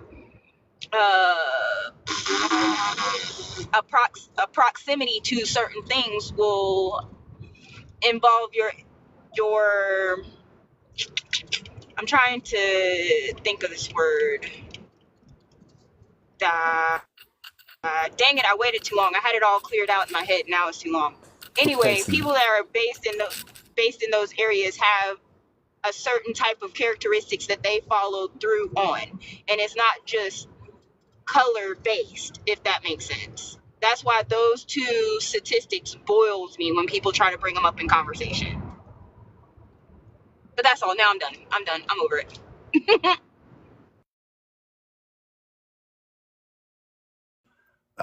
I always wonder, like, why people hold on, they say the best experience in life is what? What's the phrase? Man, Lived experience. There you go. So how come when you have these conversations, they don't want your lived experiences? Because people don't care about your lived experiences, because can't nobody invalidate your real life experiences and your lived experiences. So what they can do is minimize what you've been through, because once again, everybody don't see the world the same way. Everybody is not living. I believe there's a planet Earth, and I believe there's a world. And inside of this Earth, you have different worlds. And everybody's world is predicated on what their eyes visually see every single day. So I'm always open-minded to hearing other people's perspective. And I said it several times. When I'm having, this go back to what Zip was saying earlier, right? When I have conversation with people, I make sure I don't try to tell them what I think about their beliefs. I'm like, you know what? If you tell me what you believe in, I don't have to tear down what you believe to tell you what I believe. You know what I'm saying? And I learned that from my ex. She was like, she told me she had a dream and a vision. You know what I'm saying? And the first thing I did as soon as she finished being vulnerable with me, I was like, man, I don't believe in that shit. I didn't have to say that. She didn't even ask me. I just volunteered to just be cruel. And I think a lot of people tend to do that a lot of times, where you could just get your point across, like, okay, I feel where you're coming from. Hey, but you ever thought about it this way? But people don't do that. They find ways to demean you, or like diminish what you said just to prove their point. And to me, I think that shows the lack of insecurity in a lot of people when you do it when you think of it that way. Yeah, I think that both statistics and anecdotal experience have their place.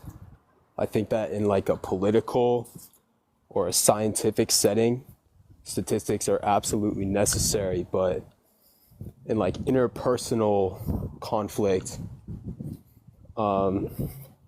or trying to change people's beliefs on an individual scale, like Sean is talking about, we can't invalidate people's anecdotal experience at all. I have to, but thank you guys a lot for having me. I really enjoyed talking to you. Okay, Zip. Thanks for coming. Hope to see you Appreciate you, again. brother. Appreciate you. Good perspectives. Yeah. See you, Zip. You're a nice guy. Yeah. What's up, Unc? Should we should we trust any studies? Is I, is there? Go ahead. no, please, because that's what I was about to say. Like, because Zip Yeah, said because it just right. Like, I'm not just going by your anecdotal. Okay, a lot of people ain't been nowhere. They don't go anywhere. They don't have that much experience. They just talk. And also, there's some people that like just living on delusion. it's impossible to get the whole planet to participate in one case study, no matter what it is. So you have to draw a general consensus from the sample size. You know, obviously, if it's 100,000, that sample size is more trustworthy than 10,000, and 10,000 is more trustworthy than 100. But you can't sample the whole planet, that's for sure. Yeah, and to completely disregard it, I think that's disingenuous. I think Oh, go I ahead. think it's just people sometimes want to make what they believe correct. No, And I think it's okay to have. I believe it's okay to believe in studies, right? I'm okay with that, right? My point that I have a problem is when you want to use that study and paint a narrative of the majority of people when the study was on a minority.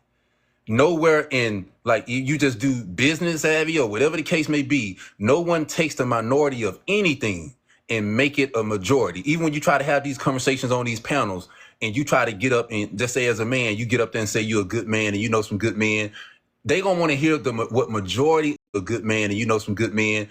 They gonna want to hear what majority of men do. Nobody wants to hear about the minority. So how come when we talk about these studies, they doing a study on a minority of people, but we feel the need to make it a majority? That's not a general consensus. If you ask me, if you're doing minority of the group of people, that's, to me, that doesn't make any sense to me. I get what you're saying, right? But yes, the numbers, the higher, like Rob said, the higher the numbers, the more credible it is, right? But how much lower is the anecdotal experience compared to the thousands that they would in most studies? Like most people do not come across thousands like that they actually interact enough to know or learn about. Like that's an even smaller pool. because I think the person. Okay, let's say you've been through some type of. Let's say you've been through breast cancer, right? Let's say you happen to go through breast cancer. So I think I could learn more from you, from ones who actually went through it, than I could learn about any study. Because you are the lived experience. You are the study. And I could study from you. Your experiences of what you actually personally been through could be very beneficial to a lot of people that's in a similar situation as you, compared to you take a kid that's impoverished and in the ghetto, whatever, and he reading about how LeBron James overcame something, compared to seeing LeBron James all the time and seeing LeBron James come up. Those are two different experiences. So to me, I believe those anecdotal experiences are the most powerful experiences. But what it tends to do is people are closed-minded, and people already have their mind made up to where I believe the best thing you could do is learn different perspectives from different people. I feel like my whole purpose is to go out and count as many people as possible. Therefore, I could get different perspectives, and I could put it up with my own perspective and how I see life. But people don't want to hear other people's perspective because they're afraid that they may have to change whatever they believe in this entire time. No, go ahead, Huntress. So, like, I'm with Sean on this one because, and I heard the question, my brain started thinking, and it kind of got misread. But when we're talking about anecdotal experiences and having those people, having somebody in a small town or whatever, the way I take it is if I've met, let's take Gastonia for instance. That's the hood from where I'm at. That's where I was raised at.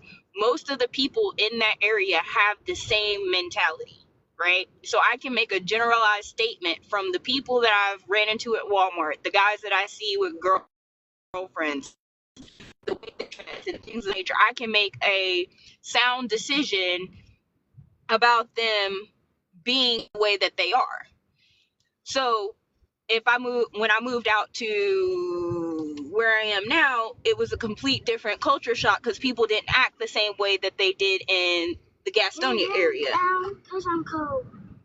So I feel like that's, and Sean, you can correct me if I'm wrong, but I feel like that's the route that Sean's taken. Like, you can still get all this information that you're getting from a case study, but this case study only does a small group of people over it could do a small or large group of people. But in that instance, the people that actually live the day to day are going to give you way more information than they're saying, oh, for example, there's a lot of crime that happens in Gastonia, where somebody that lives in Gastonia tells you not to go on 2nd and 3rd Street because that's where the crime is actually happening. Does that make sense? That's fine, but it doesn't change the fact that there's a lot of crime in Gastonia. Right, but it's taking it from the generalized whole Gastonia, because all Gastonia isn't bad. It's just that particular point in Gastonia that's bad. Yes, so the disingenuous part is the fact that people are just using the data incorrectly to validate what they are saying. There is data that Yes. can be used just for that part of Gastonia, correct? And it would be more factual than somebody that's living there that doesn't know, that hasn't experienced all the crime, to be like, oh, there's a lot, or there is just a little. It's literally going through the documents like, oh, this person's charged, this person's convicted, this is how much the crime. Like, people not diving deeply into the research or the statistics does not invalidate it. I got okay. So this is what I'm saying. I believe it could be disingenuous. I'm AKA lying, right? Let's just say, huh? Go ahead, Sean. Look, okay. To me, I feel like if I really cared about, I'm speaking on men at this point. You know, I'm very big on men today. I don't know why I just keep stuck on that. Okay, so if let's say let's go with men because I want to do men and women. Let's say somebody say majority of men in Texas have, HIV, right? You can say that, I'm pretty sure. Okay. They have HIV, right? And it's it's a study out of 1,000 men that they tested, 500 of those men had it. So then you go and use that and just say majority, right? So I would think if you really cared, it should be a census to where you could take, let's go with majority of men in Texas and do a study on that, I would be okay with you doing the majority or doing 50% of the people, men in that town, compared to you doing just 100 of those men. So I feel like if the studies are not even accurate in itself, because if you taking the majority of anything and then using it for the majority, that alone itself make it disingenuous to me. That alone make it disingenuous, because you had the option to get more people than what you actually did. So instead of saying there's a small amount of men hold on, watch this. If they say out of 3,000 studies, 1,000 of those men came back with HIV, I'm okay with that. But what people tend to do is they take that study and blanket all people, and I think that's where it becomes disingenuous. If you just base it upon those 3,000, and out of those people, such and such, and then based upon that number, we could project such and such. I'm okay with people saying things like that, but they don't do it that way. Yeah. Yeah, I get what you're saying. That's what I'm saying. The misuse of the study to, create a narrative. Yes, that's disingenuous. But there are studies that can show you the information to validate if most people are doing something, and that would be better. That would be better for us to consider than someone's antidote. Like Give me something that a study if shows. you're saying most men in Texas have HIV or whatever, and we got to look at where is this research getting the information from. Is it from the hospitals? The whatchamacallit, what are those centers that people go and get checked or whatever? Then that would be a better that would be a better better information than somebody saying, oh yeah, I don't know anybody that's got HIV in Texas. Okay, well, I got two of them, right? Two things. Show me the study where it say most black people love chicken, and show me a study where they say most black people are violent. See, you're talking about feelings based. No. Like, no, because you can't measure those things. So yes, an anecdotal. That's a stereotype. That's an anecdotal about like feelings and that's my point. stereotype. No, I'm saying there are some things that can be measured, and you can actually take the statistics from it. Give me one thing that we could use, and everybody be like, okay, yeah, I get that. Give me one thing. Even with marriages. Marriages, yeah, because that can be measured. They literally have to go to the courthouse, and there's marriage certificates. So, talking about like people getting divorced and stuff like that. Yes, but okay. Now I like what you said about that. Even in that study, it talks about married couples. So it's in the realm of married people. So you can track all of those things. You can track all married people and see why all married people get a divorce. See, that's what I'm saying. Well, you can't see why they got a divorce, but you can see who's married and who's been divorced. No. Yes, that's what I'm saying. You're talking about the feeling. You're talking about why people do the things that they do. You know what I'm saying? Who's doing them? But I'm talking about straight facts. There are certain things that is actually happening and can be measured. Okay, but this is my point. I didn't say why they got a divorce. I'm saying I must have misspoke. I'm saying that even in that marriage, I'm okay with that. You know why? Because there's something that you can trace all marriages in America. That can be traced. So whenever someone files for a divorce, that is also traced. So everything is traced when it comes to married people. But when it comes to men in general, when you do a study on men in general, you cannot trace that. Because you're not going with all men. You're just doing a small amount. So I'm cool with the marriage part because all of that is traced. Yes, I'm just saying, what is it you're trying to trace? What are you trying to trace about men? Like, when people like put on their, like, let's say, if they get a job or something and they put, you have to be a man, like, you're a male or female, whatever. I'm confused what you're trying to trace. I got you. Do you believe generalities are generally true, or you don't believe in generalities, Sean? Yeah, I don't believe in that either. That's the root of what he's saying. Like he's saying like a lot of things, there's a lot of variables and things have to be taken into account. You know what I mean? For me, like if I let's say I was so lame that I needed a pickup artist to teach me how to speak to women. Like obviously what he teach me, is it gonna work on all women? Nah, but like he might have a 70% success rate, 80%, whatever. And I try it and then you know what I mean? But of course there's variables, there's people don't respond the same way to everything. You know what I mean? But if there was something that was like, okay, here's some procedural knowledge, it works 80% of the time. That's good enough, you know, because I'll never, I'll never go 3 for 3, 10 for 10, 100 for 100. You know what I mean? You got to account for some failures because people are different. You know what I mean? So like, and last example, and I'm gonna mute up. Like if I say Arizona is hot, now is a hot state, like obviously that's true, you know, but some people be like, no, they have cold days too. It's like, well, I never say they don't have cold days, I just say it's a hot state, it's a damn desert, you know what I mean? So Disingenuous response then, and that if that's the case. But right.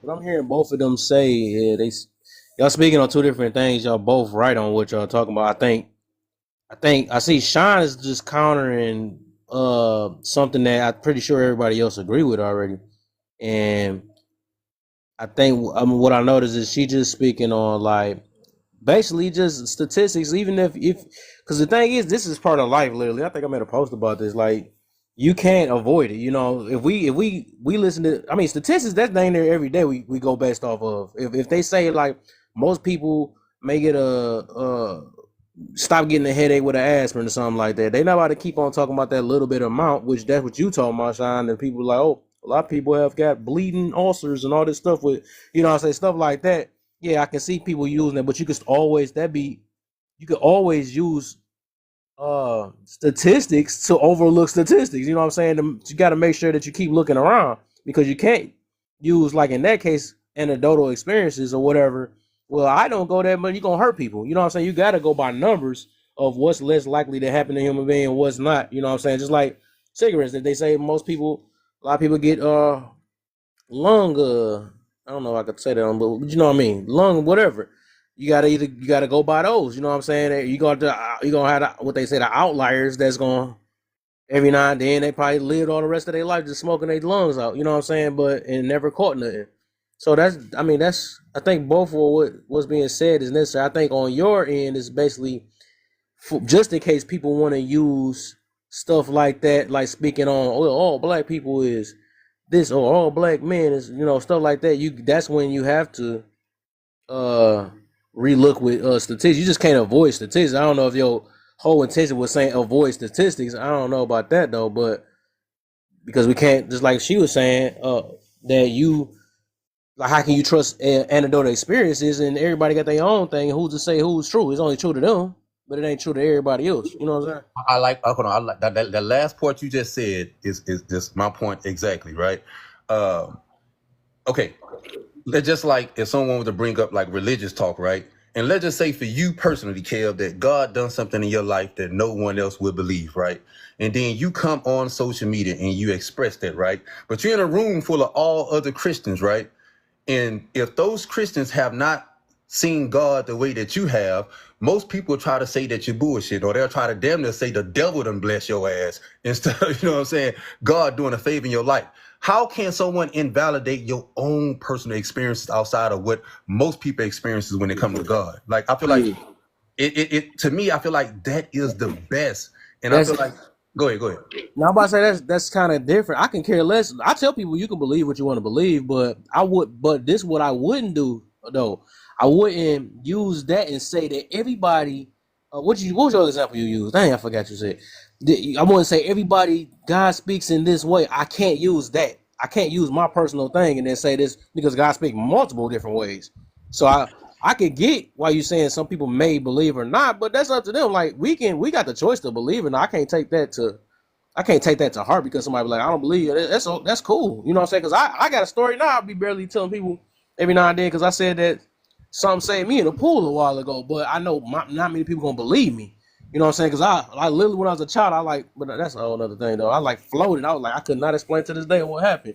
You know what I'm saying? But people gonna think you crazy or whatever it is. But I use it every now and then though. But I'm fully aware that people gonna believe me or not. You know what I'm saying?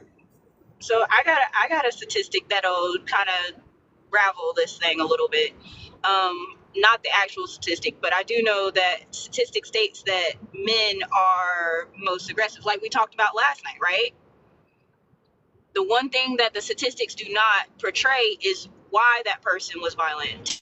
Take, for instance, this past incident that happened, I forget what state it was, but a guy had raped this woman or raped this man's wife, and this man turned to violence to correct the problem that was happening.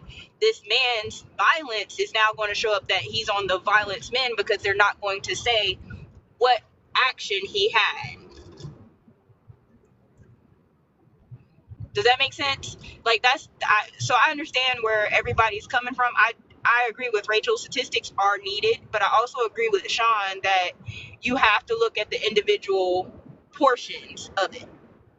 Yeah, I agree that, and this may sound crazy, I believe that statistics could be used just for you personally, right? Like if you want to be able to take medication and you seen statistics on that said medication and what it have done to people of color or white people, whatever the case may be, I think it's very beneficial for you to use that study for your own personal like awareness, right? But when you use the study, say what? I said I agree with that. Yeah, but that's what I'm saying. So, but when you use that study and try to, I'm not gonna say weaponize, but that's the kind of word I want to use. When you use that study to try to prove your point, and you already know that that study is not on the majority of most men, but out of your mouth you still say most men, I feel like that's very disingenuous. Why would you say most men when you know the study is not on most men?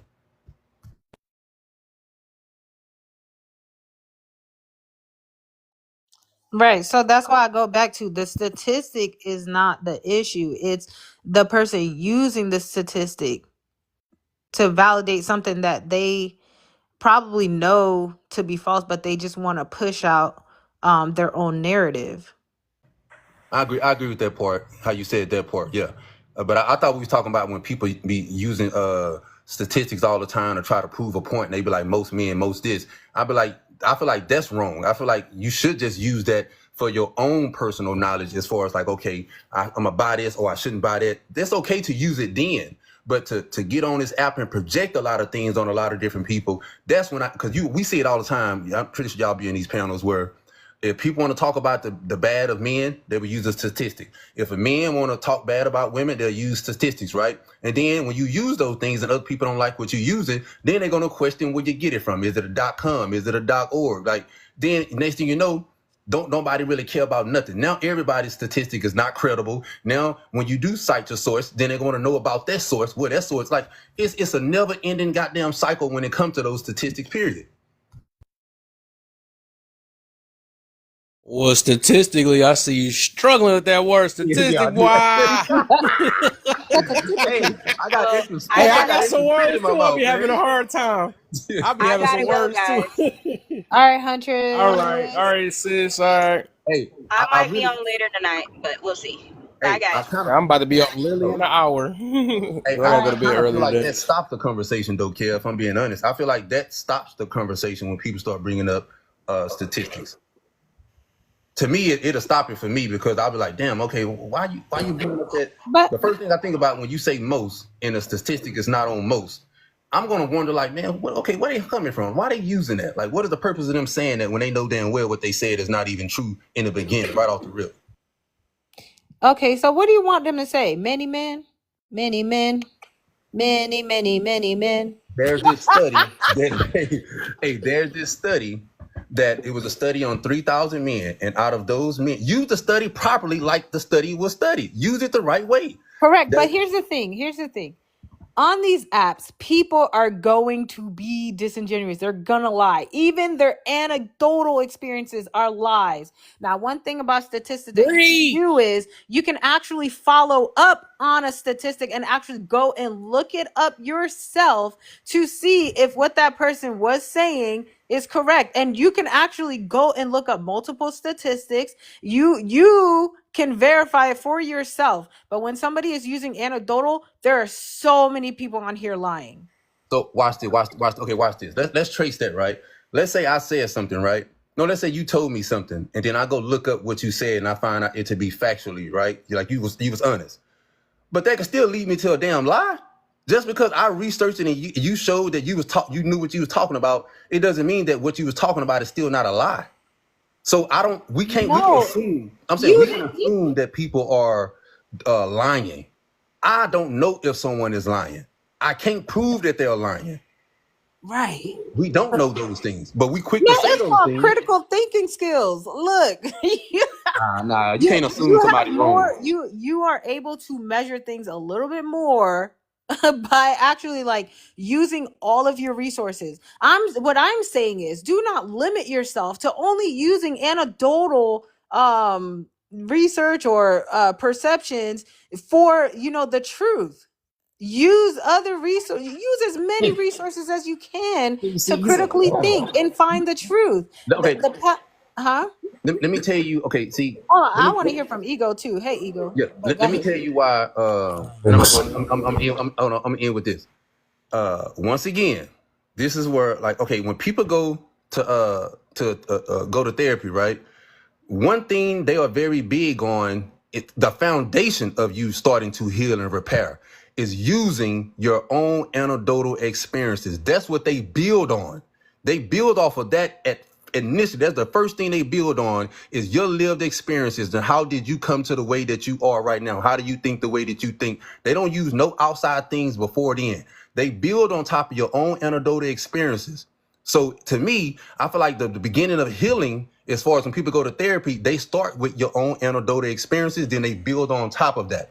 And I feel like that's how it should be in life, period. Yes, they start there and then you compare it to reality, what is actually happening around you, where you will have to go outside of your own feelings and perception, because a lot of people, the reason why they are in therapy is because they can't see outside of themselves. And so they are oftentimes living in their own delusions.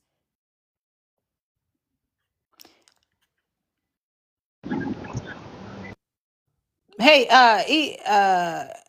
Gog? Man, that's a strange name. Yeah. There's all right. No, all right. Do you want me to tell you why I named myself that, or do you want to just jump into Yeah, what we're no, talking about? you were writing something in the comments, and I didn't understand what you were trying to say. Which one? You said, hold on. It is okay. Yes, it is the perception and evidence that's being controlled. Okay. And then you said both would contradict because even those statistics is based off of others' experiences. Oh no, there was hold on. Where? Oh yeah, no, you said. Uh, yeah, I think that's what you said. Yes. Wait. Yet it's the perception and evidence that's being controlled. Yeah.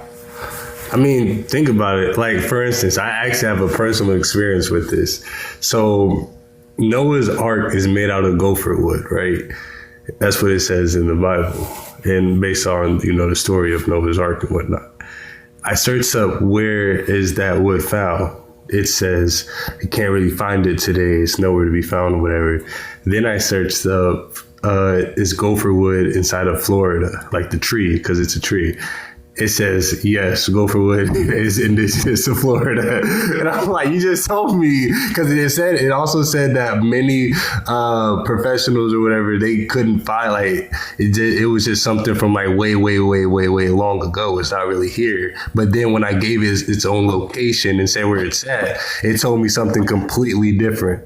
But we should already know this, right? Because when you ask Google something, Siri or whatever it is, you got to comprehend that there's people putting information into these artificial intelligence and into these bots and whatnot. And they're giving you answers based off of that. But that's different from searching up a document based off of what someone else has said. So when you're looking at statistics and whatnot, you should always consider that, because their statistics can be, hey, if you go slap a girl's butt right now, 98% of the oh, excuse me, my thing popped up. Anyways, if you go slap a girl or whatever, 98% or whatever, they're going to be really angry and whatnot. But then you have that percent that wouldn't, or because they're going to react differently. But then you can make your own like I'd say not really expertise, but you would have your own experience because this is you going out to sea, and then you would talk to other people who's been through that. It's all the same thing, honestly. Like Yes. Yes. You it's guys are literally all talking the about same thing. statistics on human behavior. Yeah, that's what it's about. No, but Because it's not, humans that's are so not. random. No, exactly. But see, that's what I'm saying. Those things are difficult to measure, right?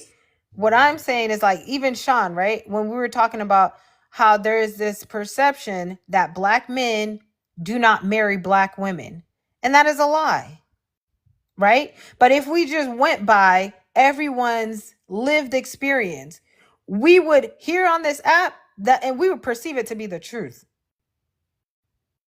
But something like that can actually be measured. Correct? Hold on, Rachel. You just said something that's key, and I think you missed it.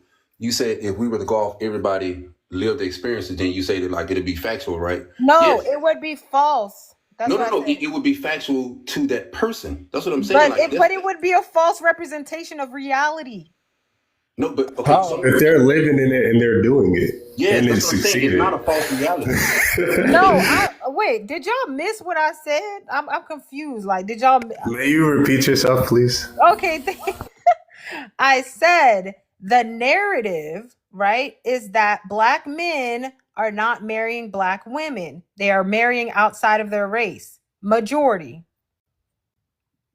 That if we were in which we actually looked up the statistics. This was the other day on the app on Fanbase, Sean, and we found that that is not true, right? Because it is measured, you know, with a larger pool than the people that are on this app who are saying that black men don't want to marry black women.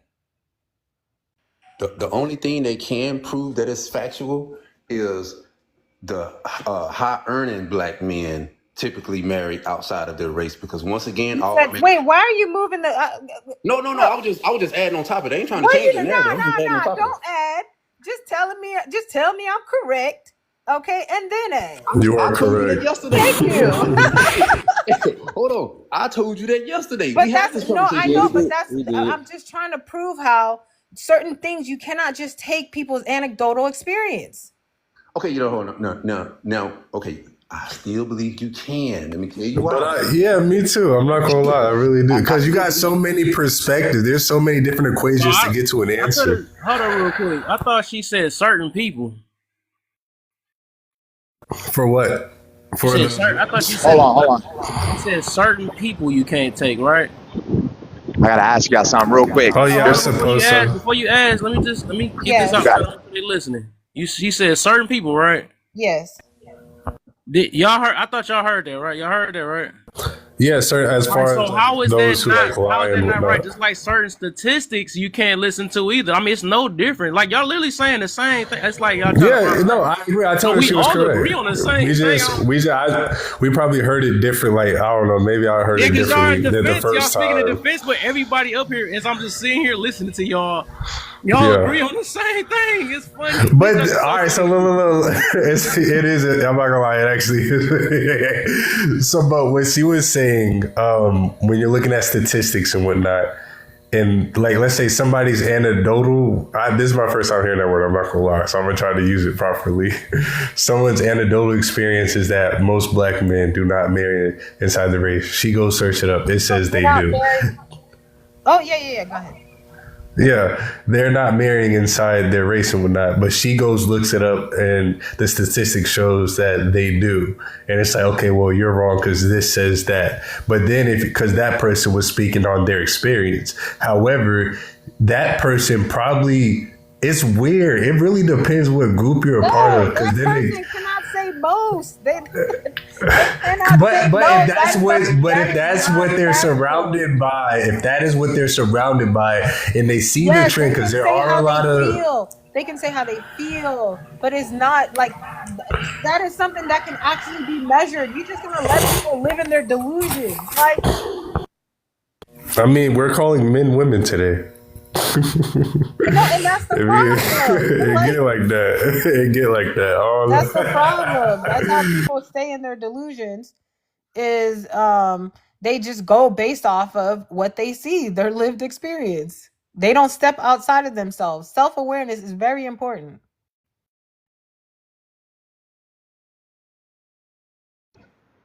So we're gonna go back to the beginning. Okay, Kel say we agreeing or saying the same thing. I ain't saying the damn same thing. Hell no. Oh no, go ahead, Print. You use that. Go ahead.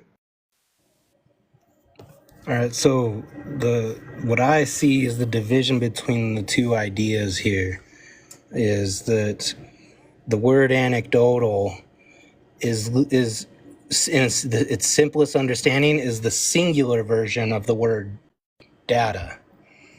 So what I think the guest below me is trying to explain is that an anecdotal experience is true to the individual because that's a singular data point. He's trying to say if you're in a group of people and you see something happening at a certain ratio, that anecdotal experience, that one piece of data from you is true. Now, the larger word, data, is taking in a larger swath of variables, a larger swath of people, and then you're getting a bigger sample size. So now we switch from the word anecdotal to data. And the data that represents a larger group could be contradictory to anecdotal experience. That doesn't negate the anecdotal experience. It just illuminates that you have to be able to extrapolate from multiple angles to understand the topic. That you guys are literally arguing a similar idea just from almost from different ends, it seems like. So that's where I see the division. If I'm totally wrong, feel free to let me know. But you guys are correct in your statements. You're just kind of arguing different angles almost. Yeah, Well, you Sean, and Laugh Sean both said, said the same thing. So, but thank you very much. He's yeah, like, yeah, they're both saying like the same, and I get that. Mind you, I'm aware of that. But my whole point was that because there's so many different equations to get to an answer, I didn't want to just focus on one equation. I wanted to make sure that we comprehended that, hey, this is really vague, but because it's vague, there's so many different key points to this specific topic we're talking about. That was my whole thing, basically what Mr. was saying. well, yeah, my main issue is Sean saying that we shouldn't be using stats. Not Let's if be you're going aware of not it. yeah, Huh? not if you're going to blanket majority of people on that's what I'm saying. I've never seen in the history where people use a minority and then try to blanket as the majority. I think that's down to like magic. That's delusion. Like how do Right. you So take you're talking about the misuse, and I agree with you on that. okay, but this is where we must have some misunderstanding where I don't know where the hell we went wrong, but I'm saying that it's okay. I don't believe you could use a statistic the right way if you're using it outside of yourself and you using it to blanket other people. There's no right way to use that. I don't believe there's a right way to use that. You believe it's a right way to use it. I don't. You can't say most men of any like if I want to think that if I want to have that study for myself, or like I told you, any kind of medicine, whatever the case may be, I can use that to make a better decision on the medicine that I think is best for me. But to say that You that keep medicine should going be back to feelings. Like I'm speaking about like actual things that you can quantify, you can actually measure, not based off of feelings, but based off of like that's not what I talking. meant though. When I use the word feel, it has nothing to do with exactly as far as my point as what I was making as far as the statistic itself. Yeah, Kev, I'm still I'm struggling with that word. Got extra spit in my mouth when I try to say that shit. What I'm saying, okay, show me a time. Yeah. Show me a time where this outside of like you want to use it for yourself, right? Show me a time where someone takes the minority of something and blank it as a majority, and you don't if you believe that's factually correct. I think we. Black on black crime. Most black men First are in thing I think jail. Most about. black men are in jail. Yeah. Yeah, stuff Right. like But that. see, and I think yeah, we most already got that yeah, point if though. if they actually dug into the real statistics, they would realize most black men are not in jail. You know what I'm saying? That's my point.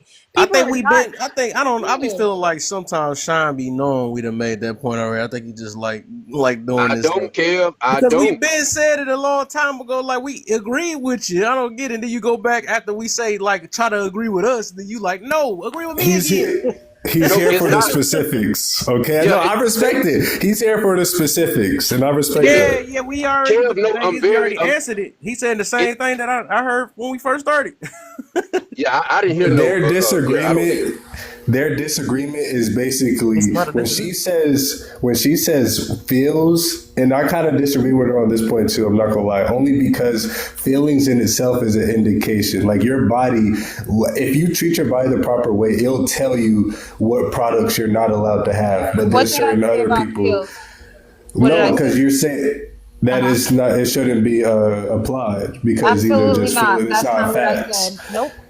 You said it weren't No, it facts. shouldn't. No, It I was shouldn't. pointing All right, out. what'd you I say? was pointing out that he keeps going back to not being able to measure feelings, and I agree with him that you can't measure how um, somebody may feel based off of their own reactions to something. Like he's talking about measuring feelings. Every time he gives an example, it's displaying how they are measuring feelings.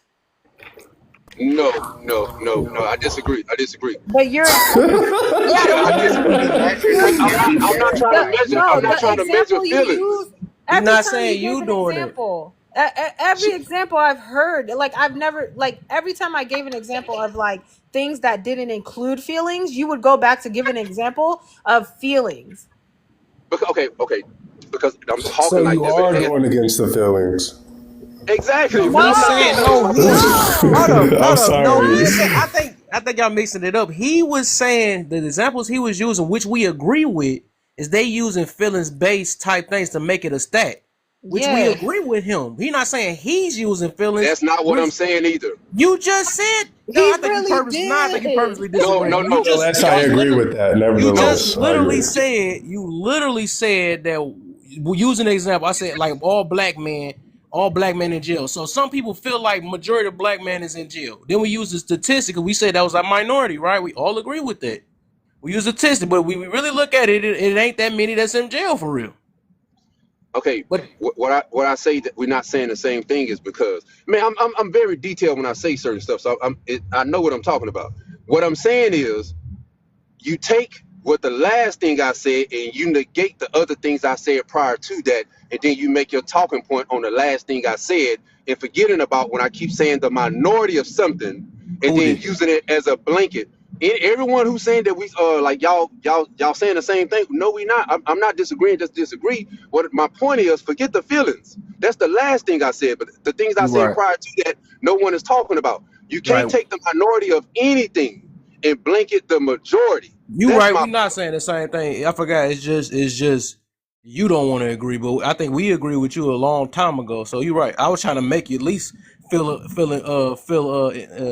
invited, but I guess yeah, you just haven't seen our side yet. That's what's I, going on. I, So I, I I got did, you. but Rachel keep going back to feelings, and she's not talking about the other part. I don't care about the feelings.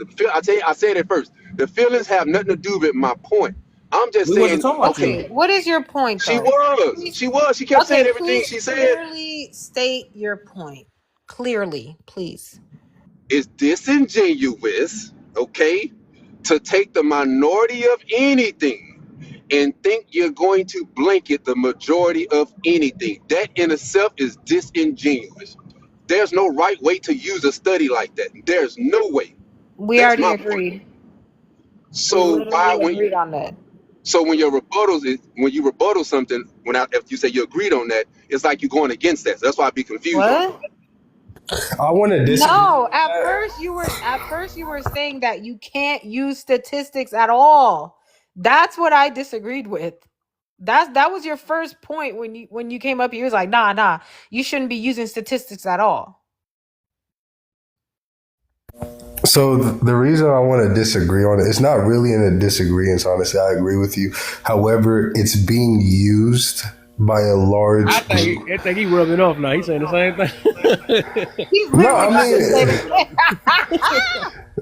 look, Let him no, do it. Let because him you do got to it. Go ahead. understand. Listen, I'm gonna say this. You got to understand the type of person Sean is, right? He at least tries to be, right? But he is very detailed when he speaks, and he speaks about the specific points of view because those specifics have a lot to do with the majority outlook of what's going on, right? Because there's a lot people like to look surface level, but he's really on the well. If you look past that and you look at all of these, and these come together and create that, you feel me? That's what he'd be on. So as someone that also can relate to that, when we're talking about the minority versus the majority, if you are in, and this is where I think it comes down to classification, okay? Once you control the narrative, you could put out any form of narrative. So I'm not disagreeing with him on that, but it is used a lot today. And it is disingenuous, but they make a lot of profit off of these type of skills and tactics. That's really all I wanted to say. Yes. And I'm not sure if you came in exactly when Sean came in, but I was speaking to the point when Sean said that statistics should not be used at all. That's what I was speaking to. Yeah, I never I'm heard just this. going to speak against That's it. the point I was speaking to. I just want to go against the grain of all you guys and just agree with all of you. So that's my way of arguing back, is just by agreeing. Disingenuous agreement. Hold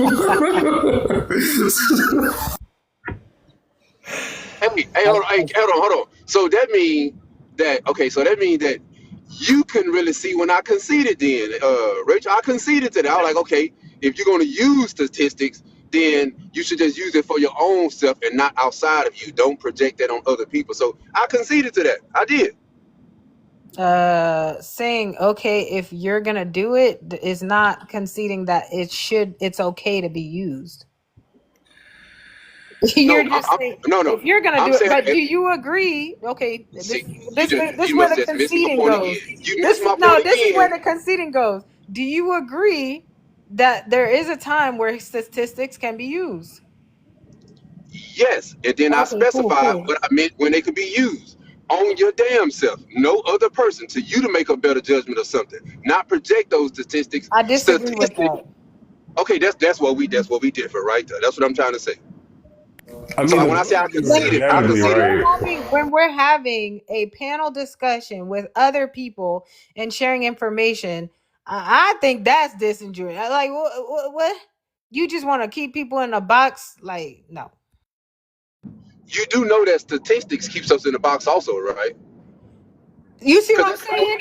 He doesn't want. I'm telling you, if you want to use statistics for yourself and you understand the benefits that can come from it, why would you not tell people a statistic that could benefit them? Because you're saying that, But because the reason why, and I'm gonna use my example as medicine, whatever case may be. What works for me, that's not going to work. Hold on, for real. It'll be selfish of me. So let's say Kev have anxiety and I have anxiety.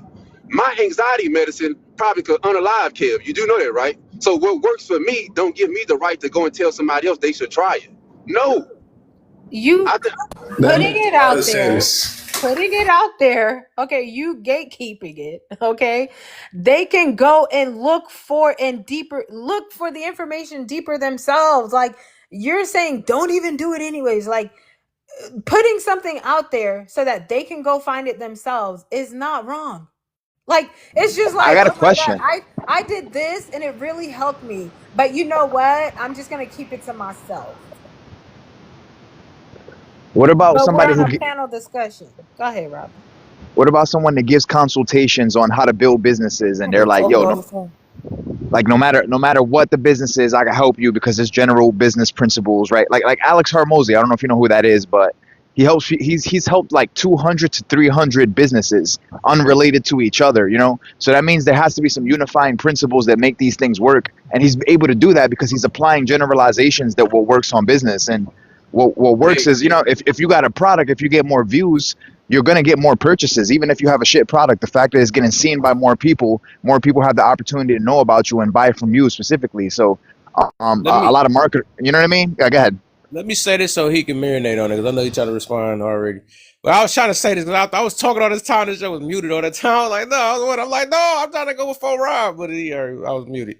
All right, so I like that he used that, but I'm gonna put it out this way from what I'm hearing, right? And this what I've been. This with me dealing with people all these years. So these are this the talking points that's happening, right? Because I ain't gonna lie, Shine, you coming more from like a individualistic type thing. You've been doing that for a while, anyways. I've been get it though, but you got to actually understand why people, because it's other people that think communal, right? They think for the masses of what may work, even if it don't work. We trying to do what may work because we actually care about others other than ourselves. You know what I'm saying? I get what you're saying. You're coming from an individual, which most individuals do that, right? They like, no, this worked for me, and you shouldn't push y'all stuff on me and all this other stuff or whatever. Put it on us. Do what you will work for you or something like that or whatever. I think, and I can feel that, right? Do what works for you, but then because of communal thinkers, right?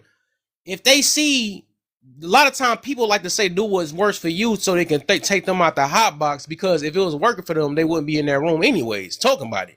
Because that's why they be mad about this whatever situation they in. They talking about, oh, well, I date the way I date because of this stuff, but you still can't find you a wife or a husband. You know what I'm saying? So it's like, if obviously it's not working for you. So them are talking points just to basically cut people off, stop people from actually just helping people because they don't like it. That's just like when people like running away from accountability and all that stuff, whatever. But like I said, those are you got to realize that when we use stats, most people that use stats or whatever. No, I can't say. Let me stop about saying it's diverse that be using that on too.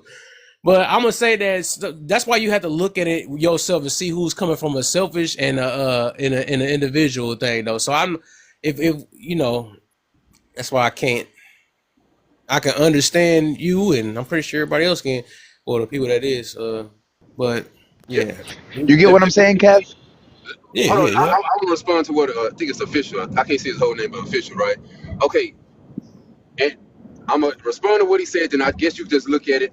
Anything outside of that that may require someone needing some type of assistance or help or whatever the case may be. Everything starts with you. Anytime someone wants to help anything with someone else, it starts with learning their own anecdotal experience. And what he said is about the business thing or whatever, right?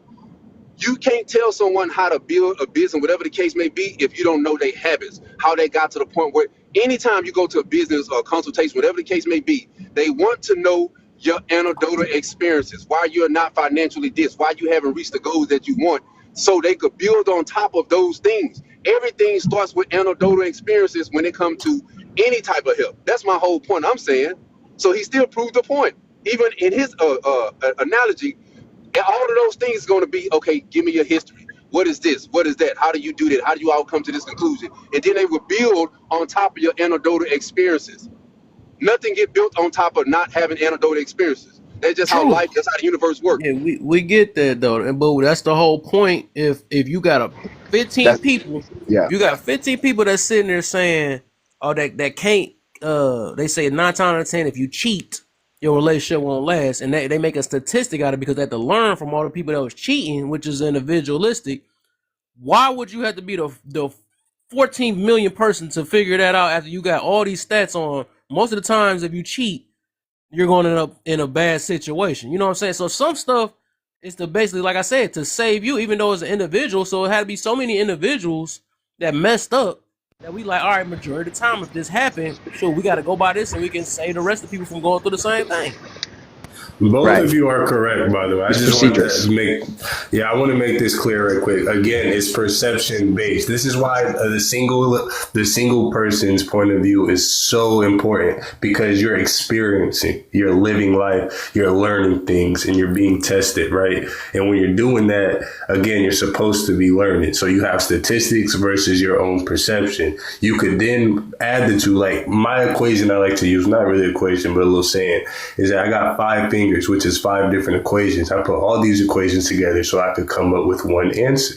I lock all my conflicts in a box so that I could see the overall point of view on how to attack each and every conflict. You could say, hey, based on my experience, this is what I believe and this is what I found to be true. You are correct. You could say, based on statistics, this is what I found to be true. You will be correct. However, you will find yourself in a situation that will contradict that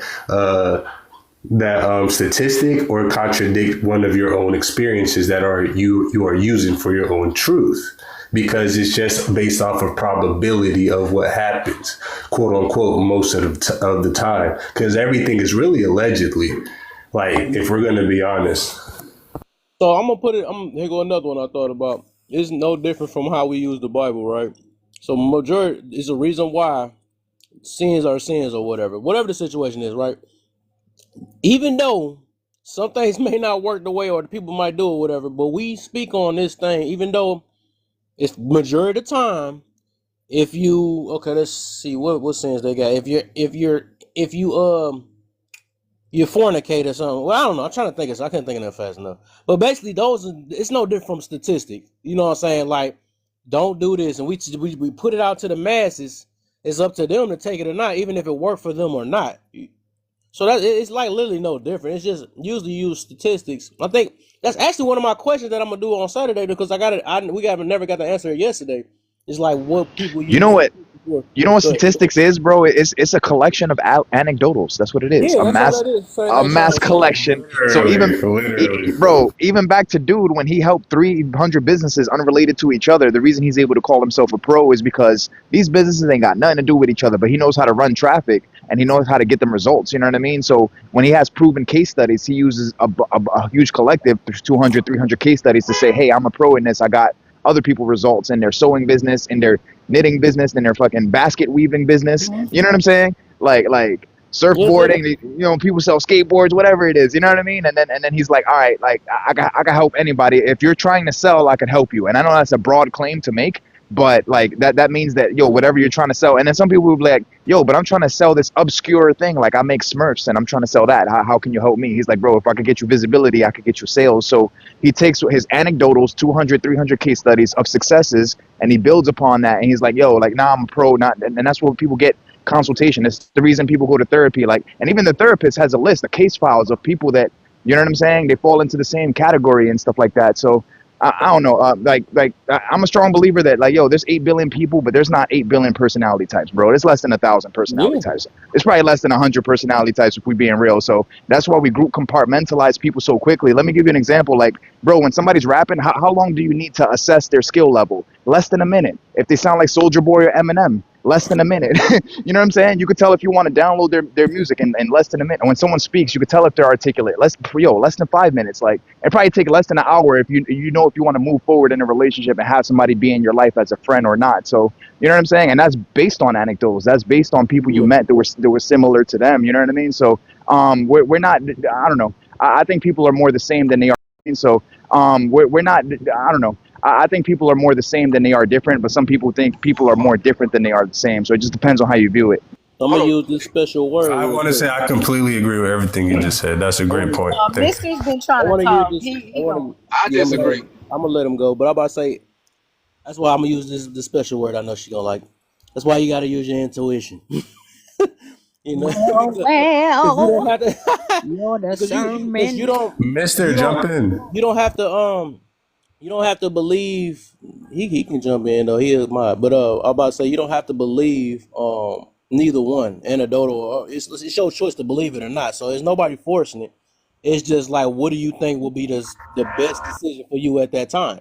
You know what I'm saying? But whatever you supposed to be looking, because one of your friends could tell you something that might not be in the book. You know what I'm saying? You might want to listen to their advice or something like that.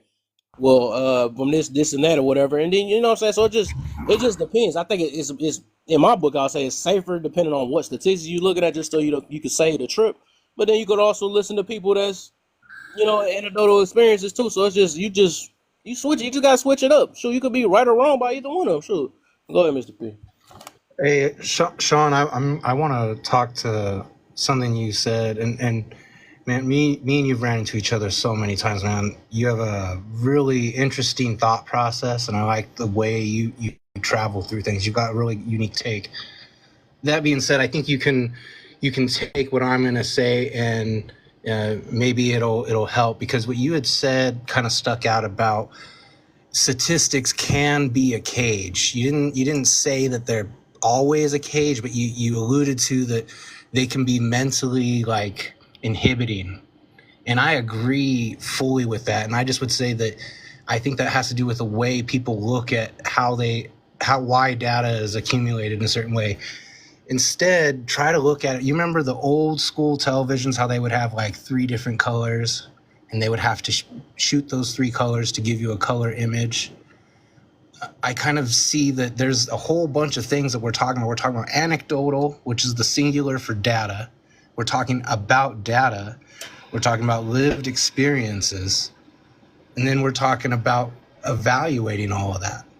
I don't think anybody in here is saying that if statistics represents the blue light and the life experience is the yellow light, and anecdotal data is a different light, that you should look at the image without one of those lights on, because that wouldn't give you an actual representation of what you're experiencing. You wouldn't be able to perceive the image in its full integrity. So I would say that the statistics aren't a framework for coming up with a decision on their own. They're simply a part of the calculus. It's a part of the cake, so to speak. It's one of the ingredients you need in order to make a really good decision. I can point to statistics that say, based on my age, my skin, my marital status, my kids, that I should be here. And I can tell you my anecdotal experience shows that that's not true. That doesn't mean that it's actually untrue. It just means it's not true based on my own experiences. But I can only make that assessment if I have all 3 of those ideas projecting into my vision of my life all at the same time, so I can evaluate. Does that make sense? I get it. I get where you're coming from. Yeah, and I think we all kind of agree that we need these, and I think that just maybe you think there's a different way to use them, or a time to use them, in a way, a method for using them. Yeah. Don't say all will agree. You're gonna make them mad again. Yeah. Don't say that. No, what I was gonna say to that is, I guess when I look at it and my experiences of hearing people use them, I've never heard anyone like give a statistic or a source that everyone agree with, to where there's a universal stat that you could go to where everyone could agree with. So to me, I feel like it's a form of, like, I believe it's manipulation. I believe that it's a form of invalidating people's feelings, right? And I think people use that to invalidate other people's feelings. And the reason I would say that, let's just say me as a black person, I don't feel like, or I know, forget that feel. I'm definitely not oppressed in America. But if you go off statistics, then other people will tell you that just because the majority of black people feel this way, your ass should feel that way. And if you don't feel what the majority of black people are feeling, then something is wrong with your ass. So people do use a lot of those things to invalidate people's feelings. And even if someone uses a statistic and then someone else use another statistic to say that they statistic is lying, then they still gonna stand on their shit. Yeah, so I see what Rachel's saying. And now that you used another example again as of a field again, because you said they looked up a statistic of being oppressed, which we know there ain't no statistic on that though. So you would never find nothing like, do you feel oppressed? Do you feel oppressed? They would never have a statistic on that. So I think, Sean, what you're saying is you don't like blind study statistics that are self-verified. That's where it seems like your issue is. We call them stereotypes. So you don't like it when someone reports, I feel XYZ, and then they take 1,000 reports and then they come up with something, because you can't verify that. There are statistics that can be verified, like this is a hypothetical. I don't have it on the top, but just for the sake of an example, you stand at 85% chance likelihood of surviving by wearing a seatbelt. That can be actively measured. And that's just a statistic, because guess what? There's a rare 15% chance where not wearing your seatbelt, you would have stood a better chance. So you see what I mean? There are statistics that can be verified. I think you're talking about self-reported is where your issue is. And I agree. Self-reported, there is a lot of issues with that. I agree with that. Yeah. Now let me show you what you and your boo did again, kid. Let me show you what you and your boo did. I see why y'all together. I see what's going on. Look, Okay. Mr. said exactly what I was trying to say. He put it perfectly. But go ahead, tell us what we did. Yeah, I'm gonna tell you what you and your boo did. Your baby. Okay, let me tell you what you did. Y'all did. Now I cleared it up when I said feels, because I know y'all was gonna hone in on that damn word. So I said I don't feel, I know, right? I don't feel a damn thing. I know. And before I said feel or know, I pointed out the statistics first. Where I said majority of black people. I didn't say if it's true or not. I ain't saying this, I'm just giving an example. And your kid down there laughing. Yeah. So when I said that, okay, before I said the fields, I also brought up statistics that show that majority of black people are oppressed in America. And I said someone would tell me that I am oppressed also. So they will try to find a way to invalidate your own experiences. And people use it to invalidate people all the time. That's what we're saying. You can't measure feeling. I didn't say feelings. It's Where you get difficult to feelings from? measure that. Like, yeah, I know that we literally agree with you. Like, we didn't say that you now you confusing me. But why y'all Okay. respond? Hold on. Okay, if you agree with me, why do you always respond to the feelings part as if you didn't hear nothing else? Mr. just said I think you missing the thing is the example you are using is a feelings yes. like is a feelings based, not from you though. These are people that feel a certain way and they say that it's statistics. That's what I'm saying. That's what we saying. It's like it's not you being in your feelings, it's them using how they feel suppressed, oppressed, or whatever, and they But making I'm a saying statistic if it behind was it. a study, but I'm saying if it was It a would study, never be yeah. a statistic. It would But never be. but that's what I'm talking about. I get what y'all saying. I'm saying People if it lie. was one, if it was one, and people say these things, that's what people do. That's what I'm saying. If it Yes. was one, Yes, and it just points out your main issue. That's your issue with when Which people we agree. use statistics. Yeah, I agree with that. Well, I think that's why I said we agree with that for okay. Let sure. me say. Okay, let me say this. Let me say this. He don't This want is us my. to agree. He just want us to. Hold on. This is what I learned, kid. This is what I learned. I'm going to keep. This is what I learned in therapy, man. I really have a problem when I could say a bunch of things and people only respond to the last part. It make me feel as if you didn't hear what I said and you focus on that, and then it could paint a narrative as if I was just talking about feelings. What I'm saying, I feel like if you're going to respond to something I said, respond to the whole thing, not just the last thing you heard, because it'll make me feel like you didn't hear nothing. I think anybody could have that conversation where you can have a 5-minute conversation, they only respond to the last thing you said and they focus on that. Anybody gonna feel like you didn't hear nothing that they said. So that's how I be looking at these conversations. Is it Yeah. possible when we Listen, did? Is it possible when we did respond to the other things, you found I it was to about to be say. So from irrelevant? this point, yeah, from this point, it's just it. Yeah, because I'm not about to keep on saying the same thing over and over again. See, that's invalidated me. See what I'm saying? That's invalidated me. I heard you. Y'all No, didn't that answer. was a question. It didn't say what exactly happened. I said, is it possible? It's a question for you to like. Oh yeah. And that's Everything is part of why possible. I'm not I'm jumping not in. closed minded. Part of why I'm not jumping in is because I'm actively listening and I want to track your ideas. So it's like that's why I'm not really interrupting a lot. I'm about to say I heard this I want to whole hear what thing. you are saying. Well, I've Right. been here. I guess when I be having, I guess for me, and I guess that is a problem. Everybody say I'm literal as hell, right? And I agree with that. People who don't really know me, I guess when they hear me speak, I feel like, and maybe I need to host my own goddamn live, right? Because when I'm talking and I bring up something, I'm focusing on one specific thing, and then if that one specific thing don't get answered, then I feel like my whole entire question did not get answered, and I be wanting that one specific thing answered. And I want to focus on that. But when you have panel and then everybody jump in before you get a chance to respond, then your shit kind of like get lost in the sauce a little bit. Okay, I kind of know how to do that. All right.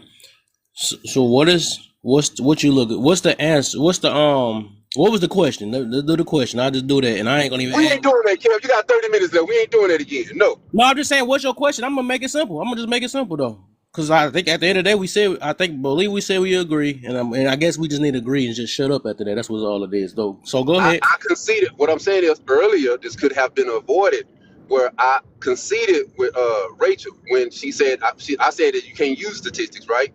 And she said she brought up something. I'm like, well, you can use them if it's just kind of like, use them for your own personal experiences and how you want to gauge things, right? And then at the end, my ass said feelings, and then it became about feelings. And then when I stated No, again, then you focus on just the feelings also. no, I Well, think. yeah, but Look, we I addressed said Hold this. on. your main. Look, But I we said this. addressed your main point. We addressed your main question though. After that, we was freestyling. I think you keep personalize the fact of I literally that just hurt my head now. I literally was in talking about. I'm not talking about you with the feelings. I'm not talking about you. We were saying the examples you were using was other people that be in they like. If I said like say okay, put it this way. Hopefully you understand it this way, right? Say if I got hurt, right, by a woman, and I say, well, majority of these women cheat on you or something like that, right? Because I got cheated on. That's how I feel, right? So I can use that as an example to say, well, majority of these women, they don't have a statistic on that. You know, I'm not saying you said that, right?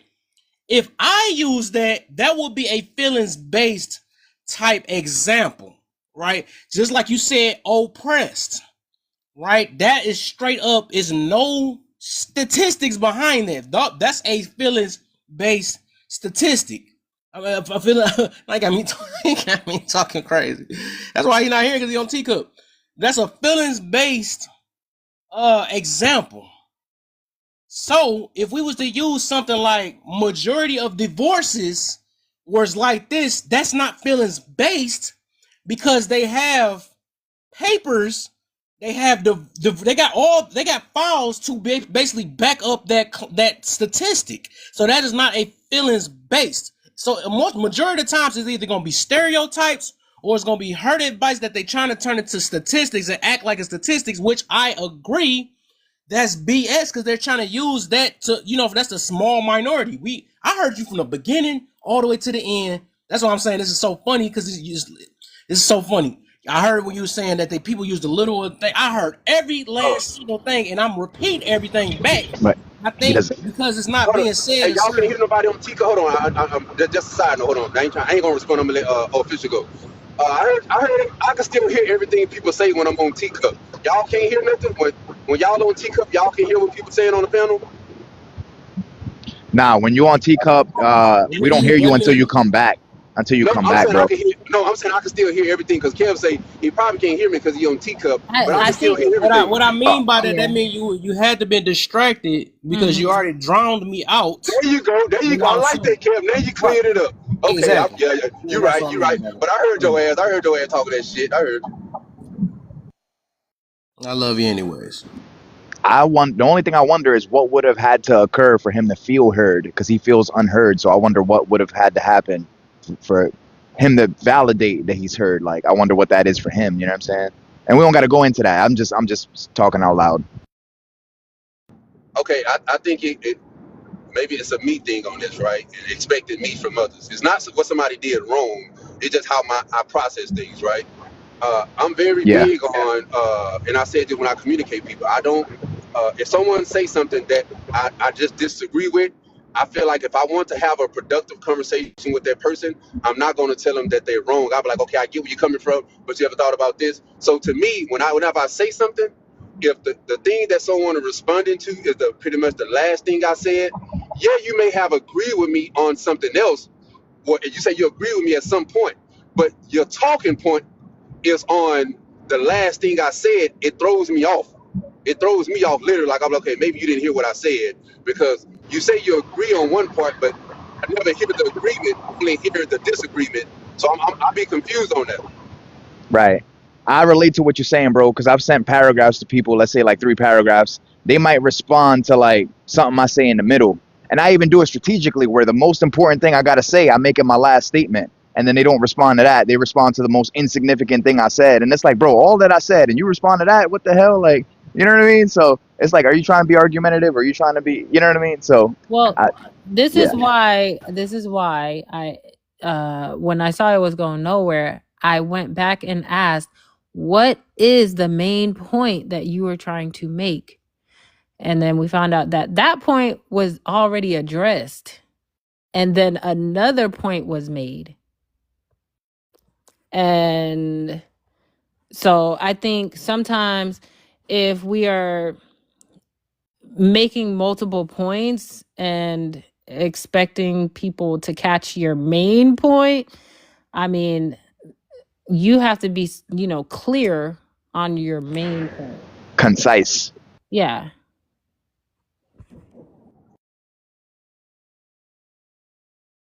That makes sense.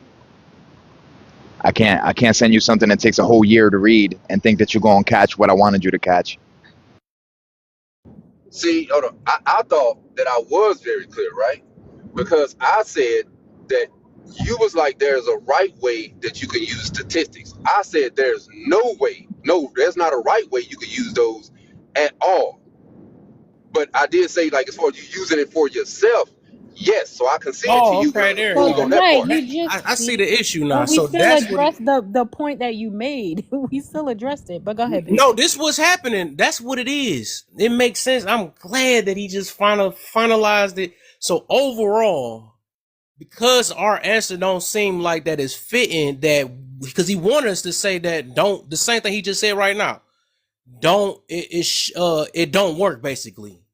And then that's why he switched to say, well, it works for you. So he basically just his whole point, which like I said, I've been listening from the beginning to the end, right? His whole point is to say that dang freak.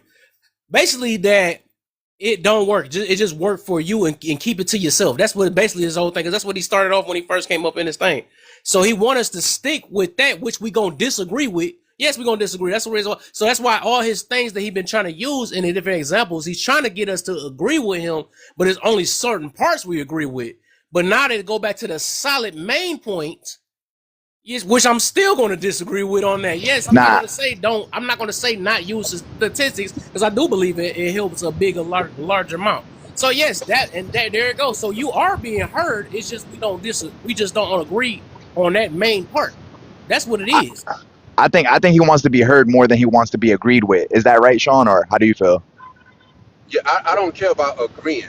I go Kev. No, me and Kev don't agree on shit for the most part. So I don't care about agreeing. That's not what I'm saying. I just But want to didn't I know that confirm he you was heard. heard, right? I confirmed that You you were can't heard, confirm right? that. That's what I said. Can't nobody confirm that I was heard if I don't feel like I was heard. Right, he So got to Wait, confirm you it. That gotta makes feel like you was heard, and when I repeat what you said, what I heard that you heard, and you said the exact same thing, that means you wasn't heard because you don't feel like what. I don't understand. That don't make sense. That's true because you yeah, did a like lot of you people. did no, Yeah, but he said verbatim exactly what happened, like what we said, and it showed that we answered the question that he posed, which mean we heard him, but it still continued. yeah, he didn't feel heard. You know what I mean? But yeah, to to You being to funny.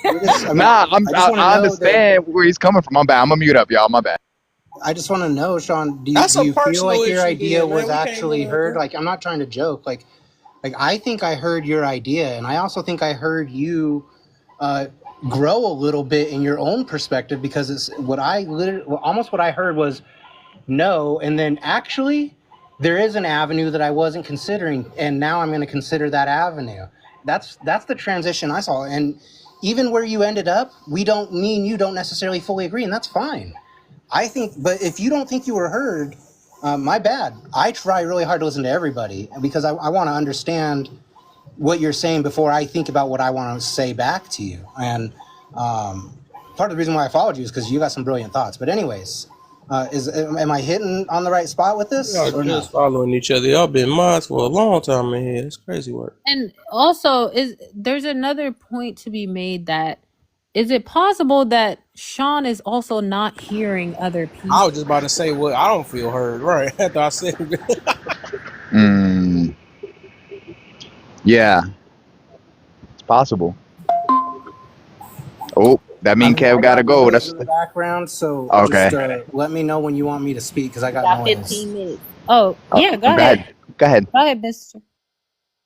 I just wanted to tackle that first question really quick. The how do you spot a disingenuous person? There's a couple different things that I watch for and how someone behaves. maybe this could work for you. Maybe you'll find it to be fruitless, but I look for a specific trait.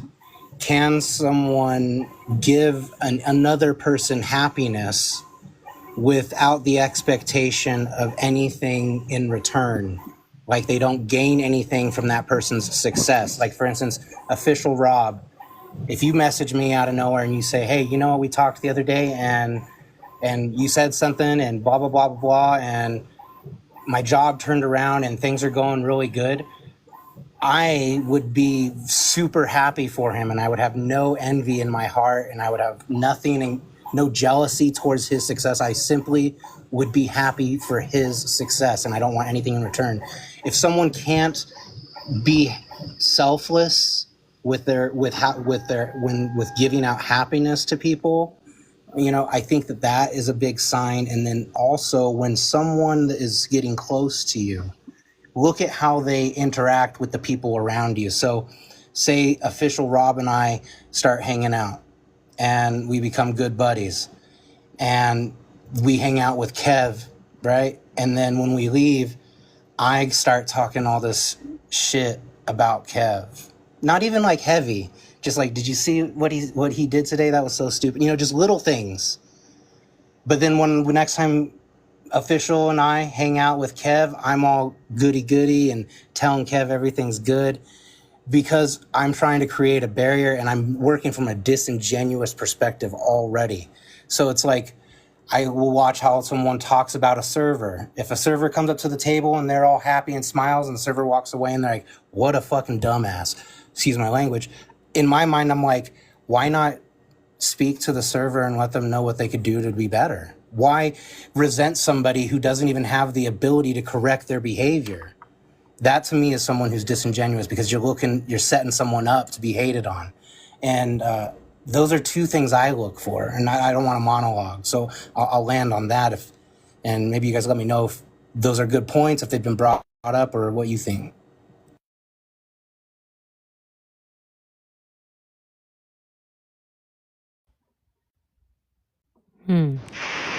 Just letting that one sink in, you know? I don't know. I kind of missed it. I'm not even gonna lie to you, mister. I don't want to be disingenuous. I missed the whole Well, story. the bottom line is that can you be happy for someone and without getting anything back for being happy for them or without gaining anything from their Ooh. success? Yeah, no, So like, absolutely you can. so it's like Kev can tell me something good happened in his life, and I will be so happy for him, and I'll let him know that I'm proud, and I hope more success. And in my heart, there's nothing wanting anything from him. See, that happens when you got your own thing going. A lot of people don't know how to be truly happy for other people. That's because they losers. My bad. But yeah, go ahead, Rachel. Yo, ain't nothing wrong with being a loser. Well, like compared to what society deems as a loser, right? Like, yeah, look. I don't know if you read Henry David Thoreau. I'm with him. You can be a loser and be amazing. Hey, Alter. Subalter. Yeah, what's your problem with losers, Robbie? Hello. Hey, Nothing. Hello. Why she always do this? Nope, she about to learn today. It's gonna cut off.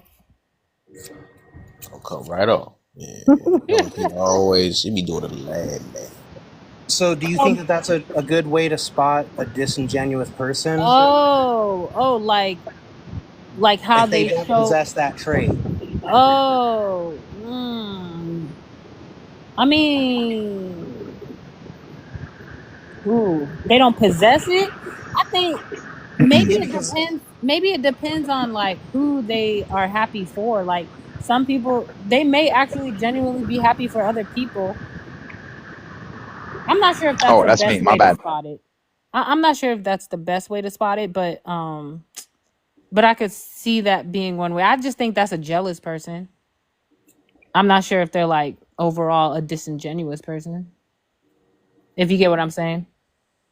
Well, the way that I would see it is that someone who's selfless with being happy for somebody, you know, The inverse of that is that I'm only happy for you when your success is benefiting me. Like official being successful at whatever he's doing, and we get to hang out and he's taking the bill at the restaurant.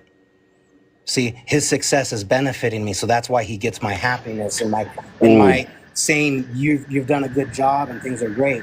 The second I don't benefit from official's credit. success, I stop being happy for him. Okay, yeah, yeah. Then yeah, I can Yo, see that. what about this example? Like people want credit for everything. Imagine someone give you $1,000 loan and you turn it into $1 million business, and then they feel like I believe because I gave you $1,000 and you turned it into 1 million that you should give me 50% ownership of that business. Man, I'm gonna give you that 1,000 back. Okay, I might give you 2,000.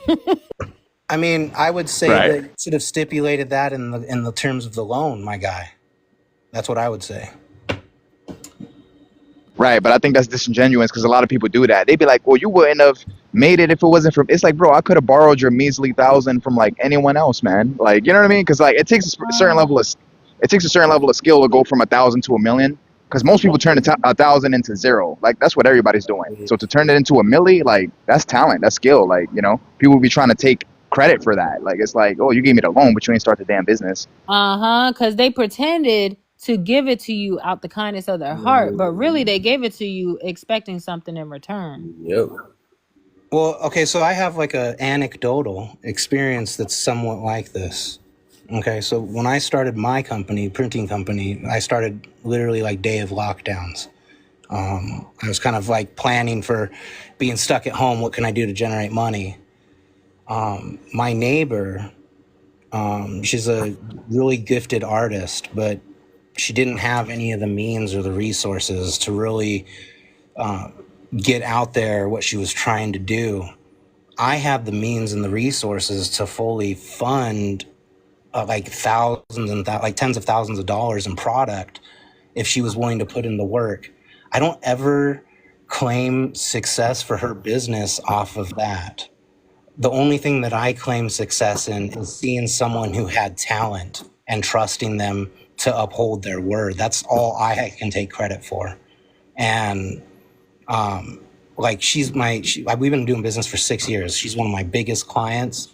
And yeah, there was a return for me, but I never I just approached her because she didn't come to me. I approached her and I was like, I love your artwork, because I saw her wearing some of her artwork. I was like, and we had talked about businesses, and I told her, I was like, if you ever just want to push something out there, I was like, I'll fully fund a whole line for you because I think you can be really successful.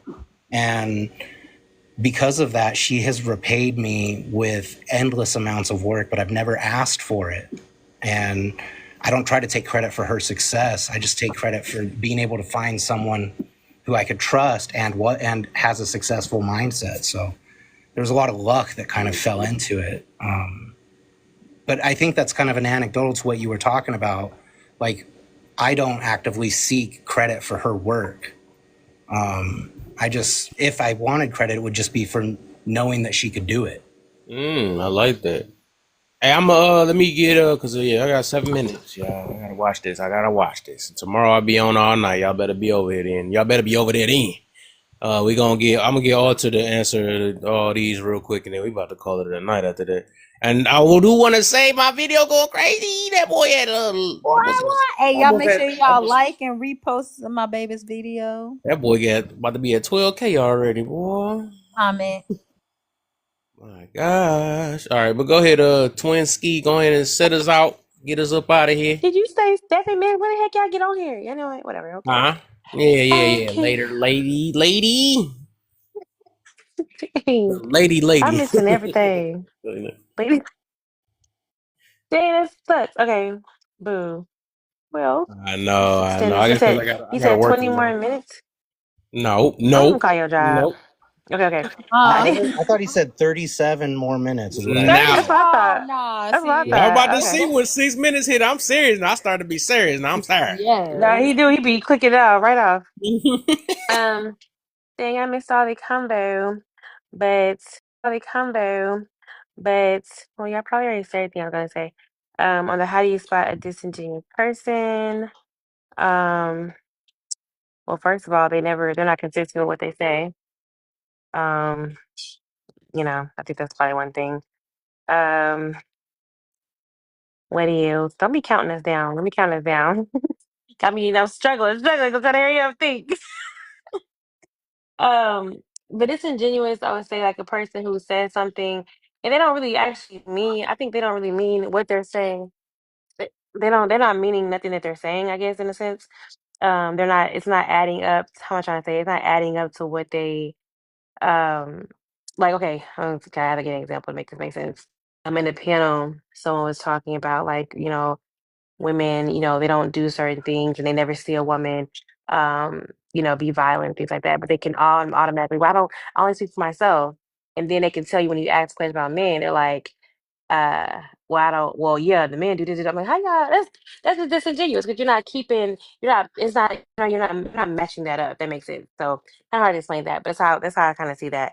Um, TikTok, TikTok, TikTok. Uh, can you tell? Can you tell who's put on? Can you tell who's put on an act or who puts on an act versus being genuine? Yes. I think it's why people get annoyed with me because oh my God, the countdown is crazy. This Okay, okay, dude, okay. this dude, Uh, Mr. P took off my count and gonna put 15 yo, minutes on it. good job, Mister. Good job, Mister.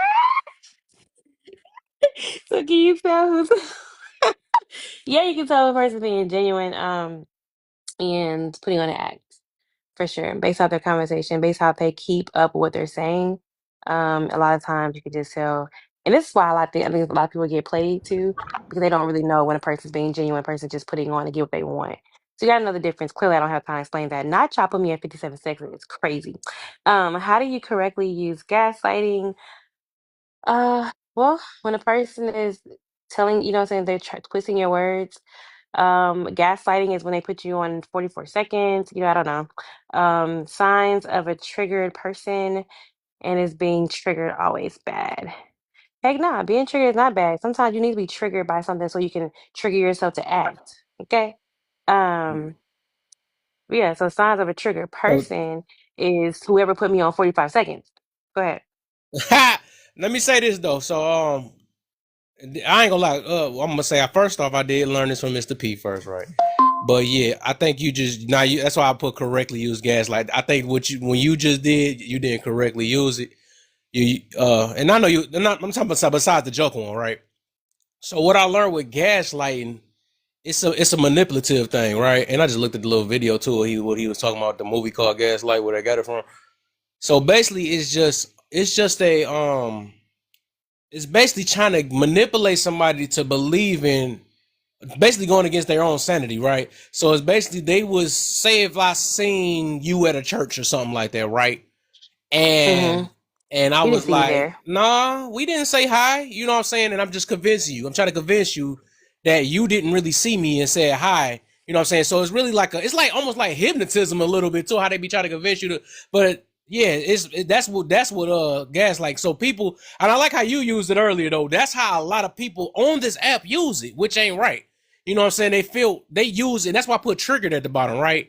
When people get triggered, they say that you're trying to gaslight me or something like that. Like, hold up, I didn't do nothing to convince you of what you already thought of yourself. You know what I'm saying? So people tend to do that to replace Okay. trigger. They say gaslighting instead. So that's why I had to put down how do you correctly use gaslight. That's why this was meant for all of us to learn. All these things we talking about, I wanted us to learn all together what these things is because I noticed everybody just use it. We all kind of use it wrong at some point or whatever. But yeah, I gotta talk about this again. I see. I gotta talk about this. Yeah, you should definitely share it again. But of course, I get a call every single time I come up here. I don't understand. It's why I be staying on panels sometimes. I don't even get it. It's just like actually insane. I be in the comments the whole time. Next thing you know, I get a call. It's Yeah, bye. crazy. Yeah. We don't want you up here. We don't want you up here. Who let Ah, Let's Sean keep it up here? real. Is We don't want you up here. crazy. Is crazy. Let me mute this guest. That's insane because he's finna gaslight me, and I don't like it. Um. Listen, you So better just come off mic. We ain't got much time. I see you raising your hands. Hey, gaslighting is sorry, Sean. Kev, you should have just explained what the movie does because it explains it perfectly. It's too long, so I gotta Alter, do it fast. Alter, you and I, we're hanging out in the house, right? I go No over to the diddy. light switch when you leave the room. I dim it ever so slightly. You come back into the room. I'm sitting on the couch. You say, "Mr. P, is it darker in here? Is it a little dimmer in here?" I say, "Nah, Alter, you're tripping. The light's been the same the whole time." I do this day after day after day till it's almost dark in the room. And you've asked me, like, it looks dark in here. I'm like, what are you talking about? I made the reality dark. I'm lying about what the reality is. It's because you see a dark room, but I've convinced you over a month by slowly turning down the gas light that it's not actually getting dimmer. You're just going crazy. That's being gaslit. It's subtle. Yeah, It's yeah, yeah. subtle. That makes a lot of sense, and I definitely think that's the correct way. What would y'all say the wrong way? I mean, okay, now I know when we use that's a good example too.